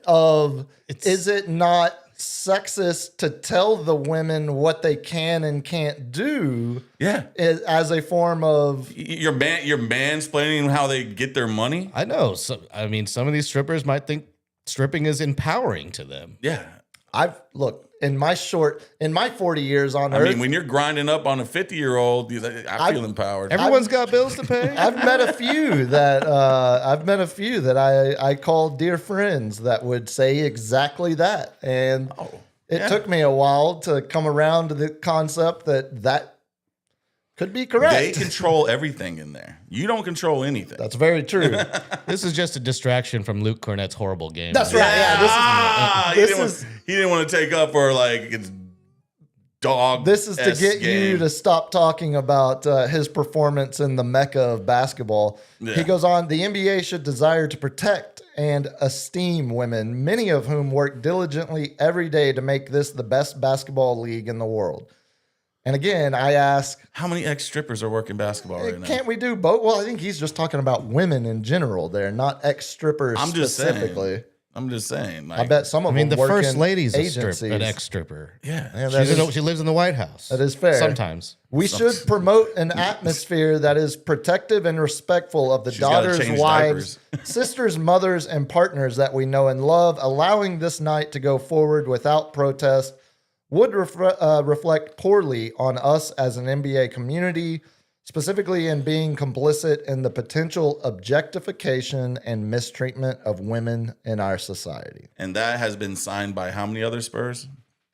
Well, Co-signed? No, I- not one. I Not one. believe They're all, dude. He is getting roasted in the locker room. that's what I would love He's to getting hear. roasted. That's what I would love to hear. It's like, I saw you getting grinded on a stripper in in Denver, Cornette. Yeah. Like, what are you talking about? I would love to hear some of the conversation between. He's a vet, teammates. man. I bet he's been up in the strip club when he was a younger basketball player, just newly making money. Yeah, I don't know, man. I look at Luke Cornette and You don't see it? I'm not sure strip club would be one of the first 100 thoughts that come to He'd mind. just be straight red faced in there the whole time, like, oh my god. Yeah, I don't think. Yeah, I don't think. Yeah, I liked whatever that noise was. There's a big part of me. I think he's 100% being serious. Oh, yeah. But there's also an even as much as I love bits. Yeah. There's a big part of me that hopes he's just doing this as a massive troll. Because, like you said, how many news agencies picked up on this response or picked up on this? And has anyone else spoken out? It's just Luke Cornette. I think It's just Luke Cornette. I think it's a lonely island with just Luke Cornette currently. No Steph Curry, you know? Not yet. Maybe he got burned by someone at Magic City at some point. Okay. He's like, I got pink revenge. eye. Because I mean, how many times has he rolled through that city? And NBA players are known to frequent establishments like this. All day. So Look, maybe one of his teammates One of my got first ripped jobs off or was something. One of my first jobs was working the door at a strip club. We used to always have NBA players coming in there Yeah, again, because you have all types of people because going they to used to be able to strip go in the clubs. VIP room and have nobody bother them. Yeah, and you wouldn't get messed You with. know? I will say about this the same thing I say about anything an athlete speaks on. Stick to sport. No, I'm kidding. I'm kidding. I'm kidding. Just shut up and dribble. Yeah. No, I look. I want more athletes to speak on every single thing they believe because it makes life way more interesting to hear Just read the room. what Luke Cornette feels or what Luke Cornette thinks about Magic City Monday and the Atlanta Hawks organization. So I applaud him for feeding us another day of content for the machine. And as of Women's Month, are we going to see some of those dancers be serving them Magic City wings at the game? Again, I think Just LG's making right. it clap. Just, If we- just make it clap. If they had called it Magic City Kitchen, we wouldn't. It doesn't roll off the tongue. No, it's not. They literally have the Lou Will special. I mean, what are we doing? He left the pandemic. He got caught. Remember, he snuck Oh, out yeah. of the bubble to go get some Yeah. Magic City wings. He got caught. I think he said he was going like back home for a funeral or something, and that was his excuse to get out of the bubble. And he only made it as far as Atlanta. Those wings are legit, Greg. Oh, They're he delicious. swears I by ordered them. them 3 or 4 nights out of my 7 days in Atlanta last time I was there. And like Luke Cornette, he did not visit the other side. No, That's right. Yeah. He stayed I on looked over there. I glanced, this side of the beaded curtain. but I was hungry. I was more interested in the food. You got anything else on the Spurs before we close it out? I have some more notes on Oh, get me. on the retro game on March 3rd against the 76ers. Which So, is tomorrow, the roommate's birthday. yes. Thank you, Greg, for that. They will be using the graphics package from 1995 season. That's sick. Doing the play-by-play will be none other than Bob Costas. Oh, yes. Sweet Bob's coming back. Bob Join- and his pink eye. Joined in the booth by Doug Collins. Where do you think he got his pink eye? The Magic City? The great Doug Collins. Yes. Olympic legend Doug And Collins. Mike Fratello, The professor. Oh, buddy. the czar of the, telestrator. czar, yeah. The Yep. man, Step okay. aside, Sean Elliott. The czar is back. I do love that's a Doing sideline reporting will be none other than the sometimes controversial Jim Gray. Oh, okay. I thought you were gonna say hologram Craig Sager. No, Jim Gray, and then Hannah Storm, Isaiah Thomas, and PJ Carlissimo will be in the studio. Oh, I love hearing Oh, PJ. PJ. Hey, You got PJ You got spree rolled. PJ was right for the record. I think history reflects very nicely on PJ and all that. Oh, that's not. Yeah, I don't mind that. A little. I think full-on that's a throwback. much watched game right there. I think Doug Collins was on the USA team that got screwed against the Russians when they added an extra second to the clock to give the Russians a chance to take a game-winning shot. Oh, yeah. I think that was like 1960 Olympics, something like that. Oh, I thought that Maybe was a little like- later. Yeah, it was right before. I thought the 19. I thought it was in the 70s because I thought Maybe it was it right was, before yeah. the Miracle on Ice. Yeah, it would be. was It would probably during be our Cold War conflict. way too early for it to be 60s. But I'm pretty sure Doug Collins was on that team. Yeah, I've been enjoying NBC's product. It's been nice to see basketball back on a non-Disney basic cable channel. Yeah, Yeah, I do like that, and I like that. Like, I want to see how this does, and I think doing more stuff like this is just brings more eyes and just something new. Well, and what it reminds me of when 82 you game season, man. you got to get creative. I'll have to say I'm not a huge fan of Ian Eagle's kid, Noah Eagle, Yeah. doing the play-by-play. I haven't warmed up to him yet. He is annoying. There are. Unless very- you want to come on our show, we would love to talk to Nah, you. we're fine on him. I'd rather hear from Craig Sager's son, the one that got cut out of the will a week before his dad died. Jesus. When everything went to the new wife. He just and went dark on me right now. all of his sons, daughters, ex-wives got cut out of everything like a week before he died. After his son that donated bone marrow towards his cancer fight the year before. Yeah. Good dude, Craig Sager. Happy Women's Month. That's right. No, it reminds me of if you play like on NBA 2K, you can start a dynasty or franchise, whatever, a career mode. Oh, we know. All the way back in 1976. Oh, wow. And you can play each year all the way through with real draft classes, real players coming in. But the coolest thing about it is it uses all of the era specific TV broadcast, like the scoreboard. Everything looks like Oh, it would have. wow. Yeah. So okay. It's pretty cool. So like the ticker and all the Exactly. They even put graphics. the interlaced lines like you're watching on an old CRT TV. yeah. Oh my god. It's pretty sick. It's not HD. It's HD, HDR interlaced lines. Yeah, I'm a sucker. I'm a sucker for the nostalgia drug when it comes to sports. I like it when leagues do not just throwback uniforms, but full throwback broadcast. Have the Monday Night Football guys and the in the green or gold jackets. Yeah, you like it when the Cowboys used to Mustard win yellow playoff games. It reminds me Yeah. of better times. It reminds me of better times. Anybody got anything else before we move on? Did you know that this vodka is 40%, 44% alcohol, not 45? It's Iceman. I've been looking at it this whole time. I'm like, why is that 44% alcohol? What Because it's- what a gimmick. It's Ice 44. I want to know if it really is 44% or they just do it as a bit. I think it's got to be. TABC would be on their ass if it. That sticker looks like TABC has nothing to do with it. Hey, minor detail. LG, hit me. Let's do a lightning round. I don't think we have any more. I don't think we had any other super chats come in. Since you mentioned the Cowboys, Appreciate the ones that did. you did. Yeah. Thank you, Zeb. Thank you, Greg. Since you mentioned the Cowboys, I will mention it here. Something else that happened since we were last in this room. The Cowboys actually did something that smart teams do. Franchise tag wide receiver. Kind of smart. Nah, the most diva players ever. No, that's a terrible idea, and it's only going to be fireworks and explosions. I love the Cowboys. They got to get a long-term deal worked out with Pickens. But no, going into the weekend, the Cowboys were the team in the NFL that had the most money that could be restructured.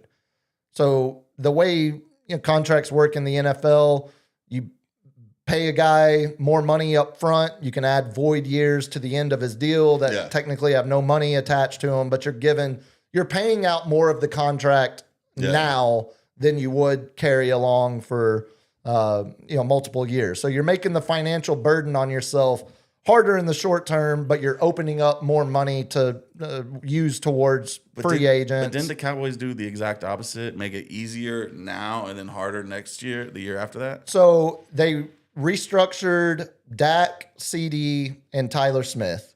And that immediately opened up $66 million.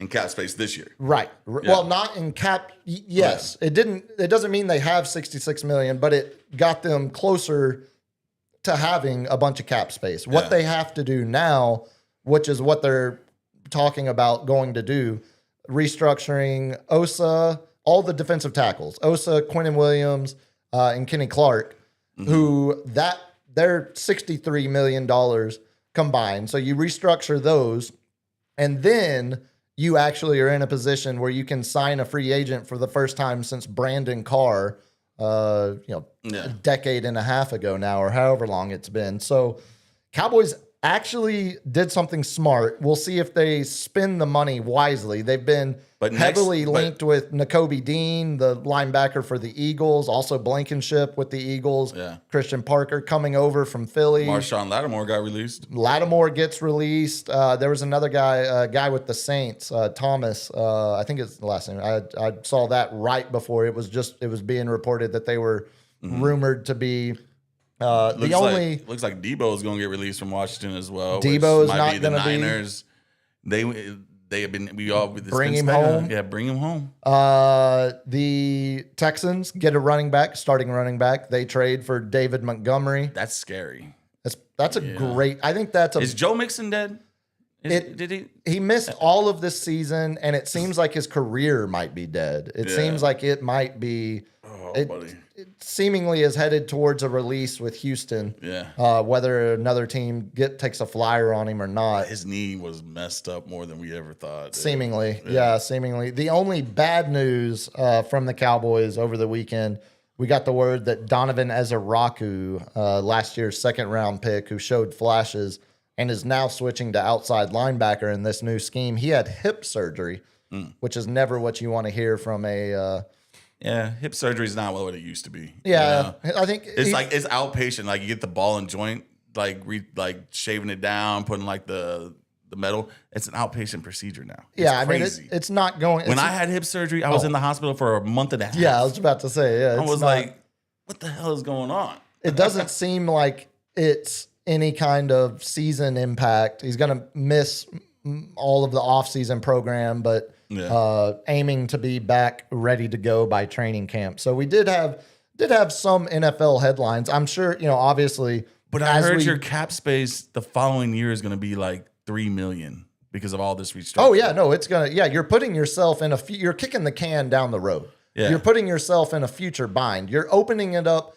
It's a win now scenario for you. You're creating a window where it's now or never. Yeah. Which again, they haven't done in a decade. Like they haven't even given themselves the chance to sign free agents in over a decade. So we take small victories around here, Cap. We know how bad it really can be. So we celebrate the small victories. And as we get closer, we're now 52 days away from the NFL draft. As we get closer, I'm sure we'll have more NFL talk come up. Hit me, LG.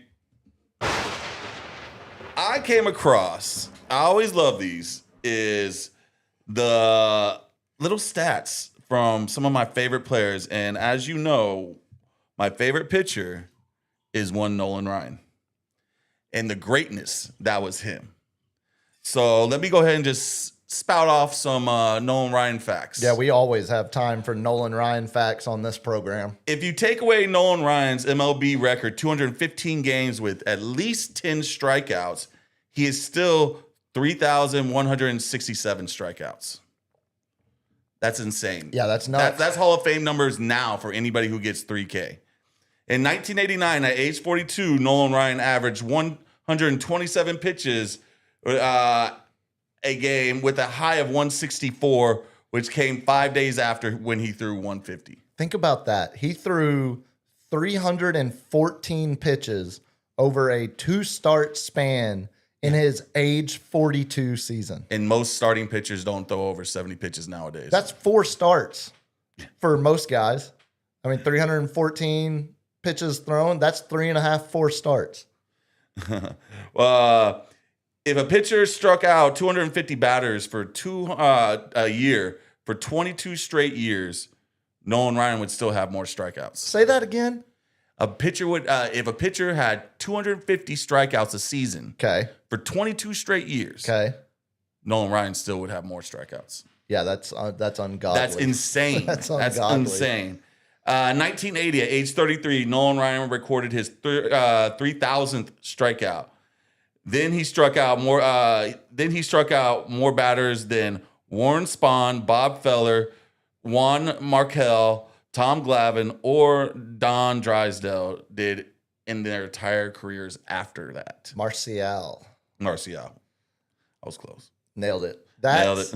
See, those kind of stats are the crazy ones to me because thinking about what Nolan did from his early 30s to his mid 40s, Yeah.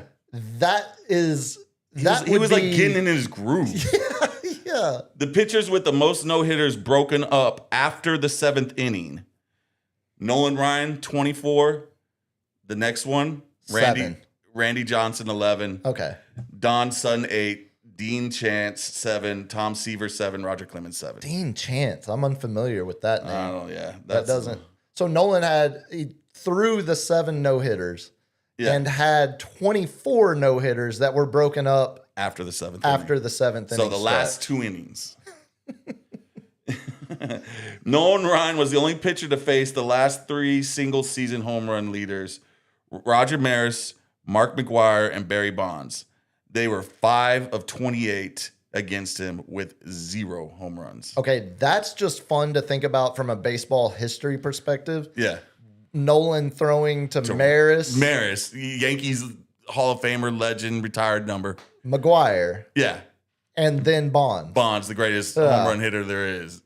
I wonder how many other guys faced all 3 of those and what the collective numbers. I mean, it would have to be He's got to be the longest tenured pitcher, like unless you caught Barry and like McGuire rookie year in Oakland and Barry rookie year in Pittsburgh. I got another fun Barry one in just a second. This one I love. Most no hitters, 7. Most 1-hitters, 12. Most 2-hitters, and he has the record. He's the most one. Yeah. Most 2-hitters, 18. Most 3-hitters, 31. Golly. He holds the record for all those. Now And- do his walk numbers. Oh yeah. He walked. He was, That's why his pitch count was like 150. because if Nolan got to a 3-0 count, he'd just throw a ball because he wanted to strike out the next guy. he just like if a guy pissed him off, he's like, I'm just gonna walk you. You're not even gonna get a chance. You're getting nothing. The father and son struck out by Nolan Ryan. Sandy Alomar, let me guess. Okay. Well, Sandy and both his sons. okay, yeah, I was about to say So senior, junior, and Roberto and Alomar. Roberto. Okay. The Griffies. Yep. The Bonds. Yep. Yeah. Okay. The Bonds. How many more? 4. Oh man. One that's Tito. Oh, the Martinez. No, Francona. Oh. Okay. Yeah. Terry. Old Terry Francona. Okay. Hell McRae, Brian McRae. Yeah, the McRae yeah. brothers. That's the guy who ran through the outfield wall. at Shea. Yeah, who just plowed through it. The Yeah, classic video where I he's love chasing that. the home run. Almost Aaron Judge style Yeah, when he that's- hurt his foot for the season. That's Hal McRae. Tony Perez, Eduardo Okay. Perez, Yeah, and Perez. then Duck Schofield and Dick Schofield. Ah. Imagine, hey, Duck and Dick, it's dinner time. Get your asses in here, duck, dick.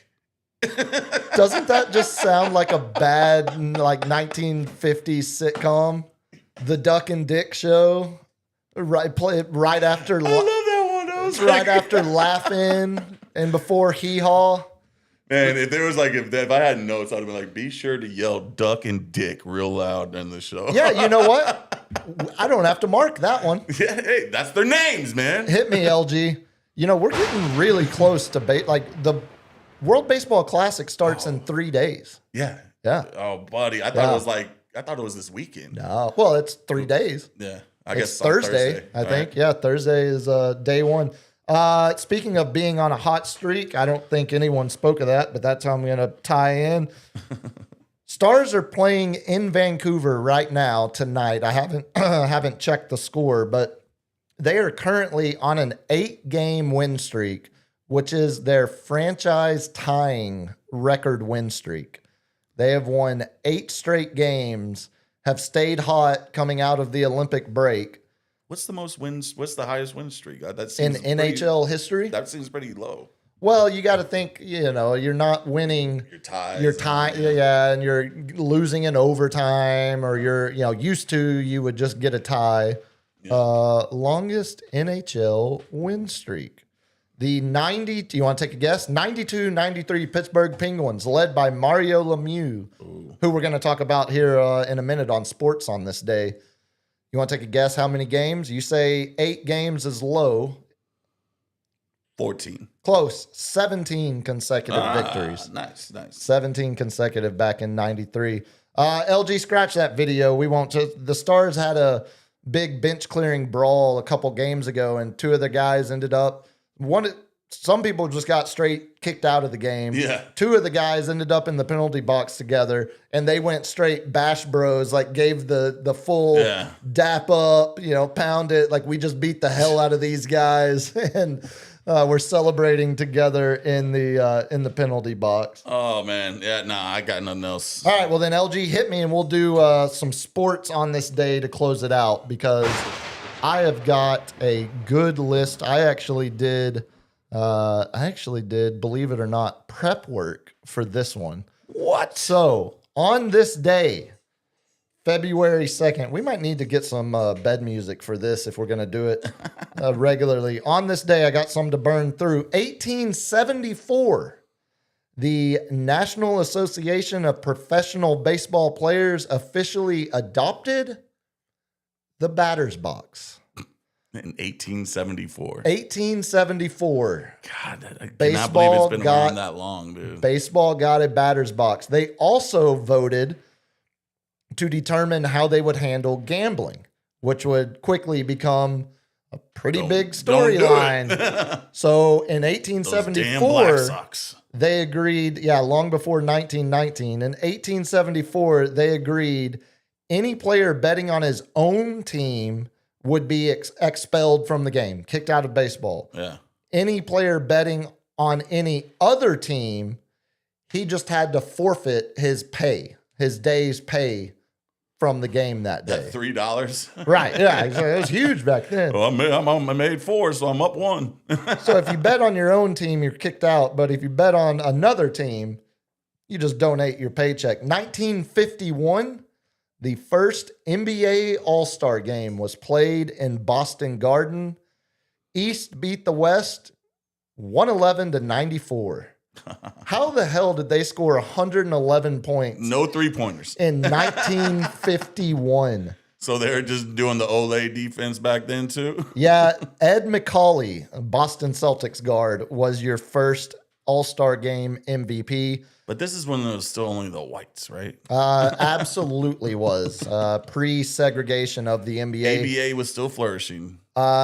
Post-segregation, 1962, Philadelphia center Wilt Chamberlain, the historic 100-point game. Warriors won that game 169-147. God, Again, it's 1962. just 2 pointers. And Just throw it to the big man. Team scored 169 points. Wilt scored 100 of them, but let's A lot of whites. calm down. Lot Yeah, of it was me guarding him. It was literally you and I were the opposing front court that he was going up against. How many dunks do you have that game? That was over the New York Knicks. Of course, the game was in Hershey, Pennsylvania, as we all know That was by the now. Knickerbockers back then. He was 28 of 32 from the free throw line. Really good shooting from the free throw line. 36 of 63 overall from the field. He took 63 shots.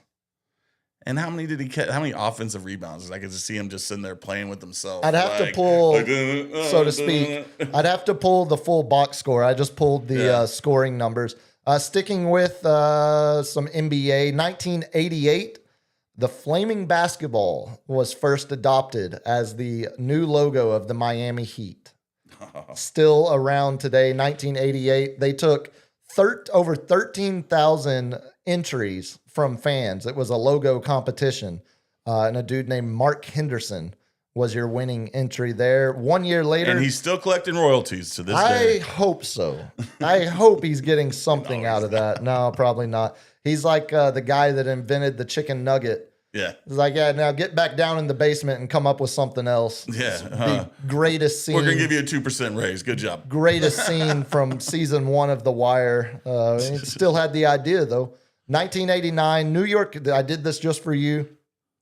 In front of the cameras at spring training, New York Mets stars Keith Hernandez and Darryl Strawberry almost knocked each other out, almost came to blows right there in front of all of the TV crews at spring training.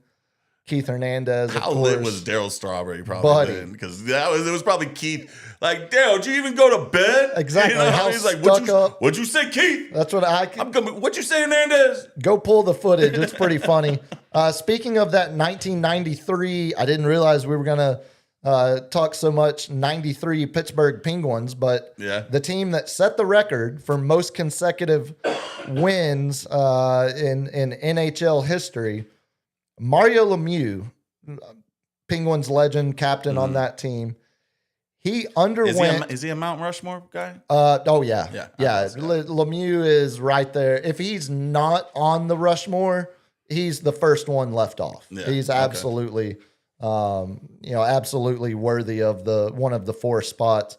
He underwent his 22nd and final radiation treatment for Hodgkin lymphoma, then joined the Penguins that same day. Had a goal and an assist in the game that lost. They would end up starting that win streak that we talked about later this week in 1993 when they got Lemieux back from his 22nd cancer treatment. Hockey players are just built different. Man. Insane, right? They're just built different. When people say like hockey players are tough, no. Like their players- mental is tough. Their bodies are tough. Hockey players and bull riders. Yeah. Not only are they tough, but they are insane. Yeah. And will go out on the ice after cancer treatment just go get beat up. and immediately dominate again. 2004, Indianapolis, take a guess on this, what this number was. Indianapolis Colts signed Peyton Manning to a 7-year contract extension. It's the largest package at the time in NFL history. 04, 7-year deal. What was the overall number?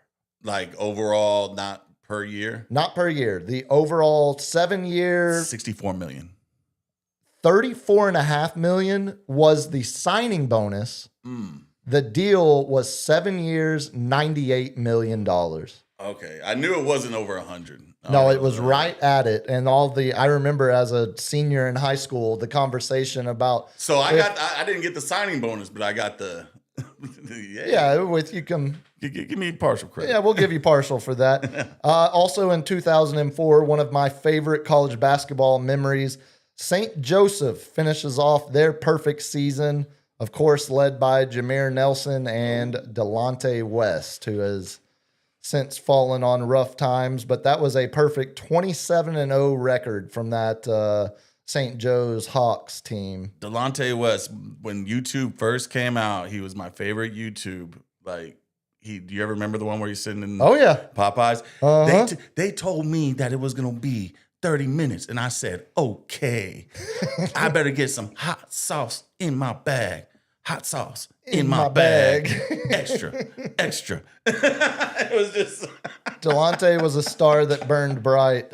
I know there's been multiple attempts to try to get get him back on the right path, or at least a healthy one. Who's I to say love a good redemption story. You still got time. Still got a chance. Still buddy. time. 2012, the NFL established the existence of a bounty program carried out by the New Orleans Saints. Try to take out Gore's legs. We had the announcement that Sean Payton was suspended. And what was that defensive coordinator's name? That crazy old guy. He's nuts. He's been successful everywhere. What's his name? That's the wife's team. And I remember that, and I was like, "You dirty, dirty people." Yeah. What was his name? Greg Williams. Great Greg Williams. Yeah. He also suspended in that, and then finally, 2004. We're gonna go back a few years, back to 2004. There was a massive death that rocked the sports world. Do you remember the name Marge Schott? Large Marge? Not Large Marge driving Pee Wee around. Yeah. Marge Schott, the former owner of the Cincinnati Reds. She died on this day in 2004 at the age of 75. Oh, wow. No. Doesn't do a whole lot for you. No. Okay. All right, good. Then this is going to be a fun exercise. Let's just go to Marge Schott's Wikipedia page real quick, shall we? Buddy. Born in 1928, born and raised Cincinnati, Ohio, longtime owner of the Cincinnati Reds. She was banned from managing the team because she was also general manager, managing the team in 1993 due to racist comments. And then she was banned from having any involvement with the team from 1996 to 1998. She got a 2-year suspension from the league for stating that Adolf Hitler was initially good for Germany. This is the mid-90s. The owner of the Cincinnati Reds. Cincinnati tried to get their own Steinbrenner or what? Shortly after the Hitler Steinbrenner. Shortly after the Hitler comments, she sold her majority share of the Cincinnati Reds. You know, the good old days when if you read Mein Kampf and kept a book next to your bed or praised Hitler in some ways, that was pretty much, you got to take a back seat from here on out. But not anymore. Freedom of speech. How about this one? 1992. Let's just pull up our controversies tab on here. So they allude to it in the opening paragraph. Let's just see how bad it really was. 1992, she had a couple of team employees that were not of the white-skinned complexion that she was. All right. She described to the head scout of the team, talking about then Reds outfielders Eric Davis and Dave Parker, 2 great players, by the way. Yeah. She described them as $1 million N-words. That was 1992. Glad we didn't get this in February. And then later, no more. I'm tapping, dude. The team this was the former marketing director for the team, who just so happened to be of Jewish descent. Oh God. She later relevant showed that employee a swastika armband that she had brought from home as part of her personal collection of memorabilia. She had a Nazi collection, of course.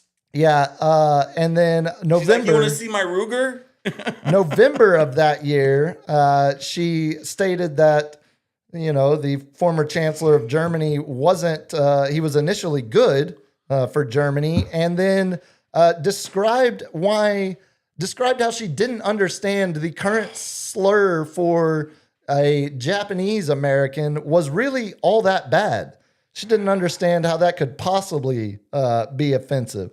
And then a few more, yeah. a few more occurrences of. If you want to check out more, go on Wikipedia and using look the up this N-word. racist bigotry person that used to own the Cincinnati Reds. I couldn't guess if you were going to remember Marge Schott or not. No, I tend to forget racists. So I remember when she died in 2004 when I was still in high school, and like that was when I learned a lot about Marge Schott. I remember, like, now from her shenanigans, like getting banned for 2 years. I remember that being a story because Steinbrenner Had been banned. and they're like, oh, she. But then I learned, I was like, yeah, she was a problem.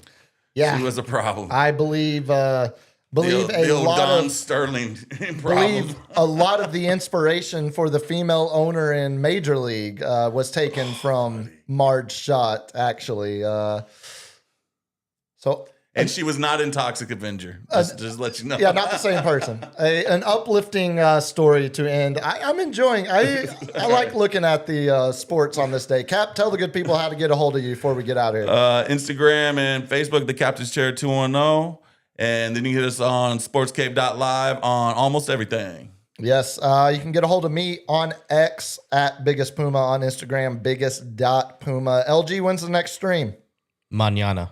Manana. Oh, I cursed him out this weekend being like, why am I not in LG's house? What's up, dude? You need, there's, You know, okay, you want to do all this crossover content. You're not the only one hearing it. Get in, go get into LG's house tomorrow. Y'all watch that, listen to that. Audio version of this will be out soon.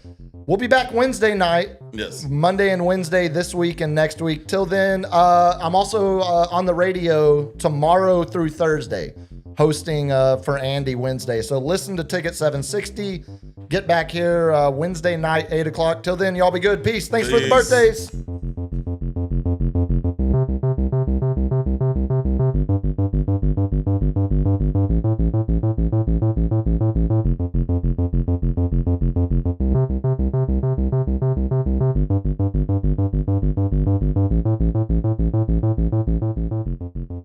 Kids, what do we say about drugs? Only thugs use drugs. Say no to drugs. Yeah!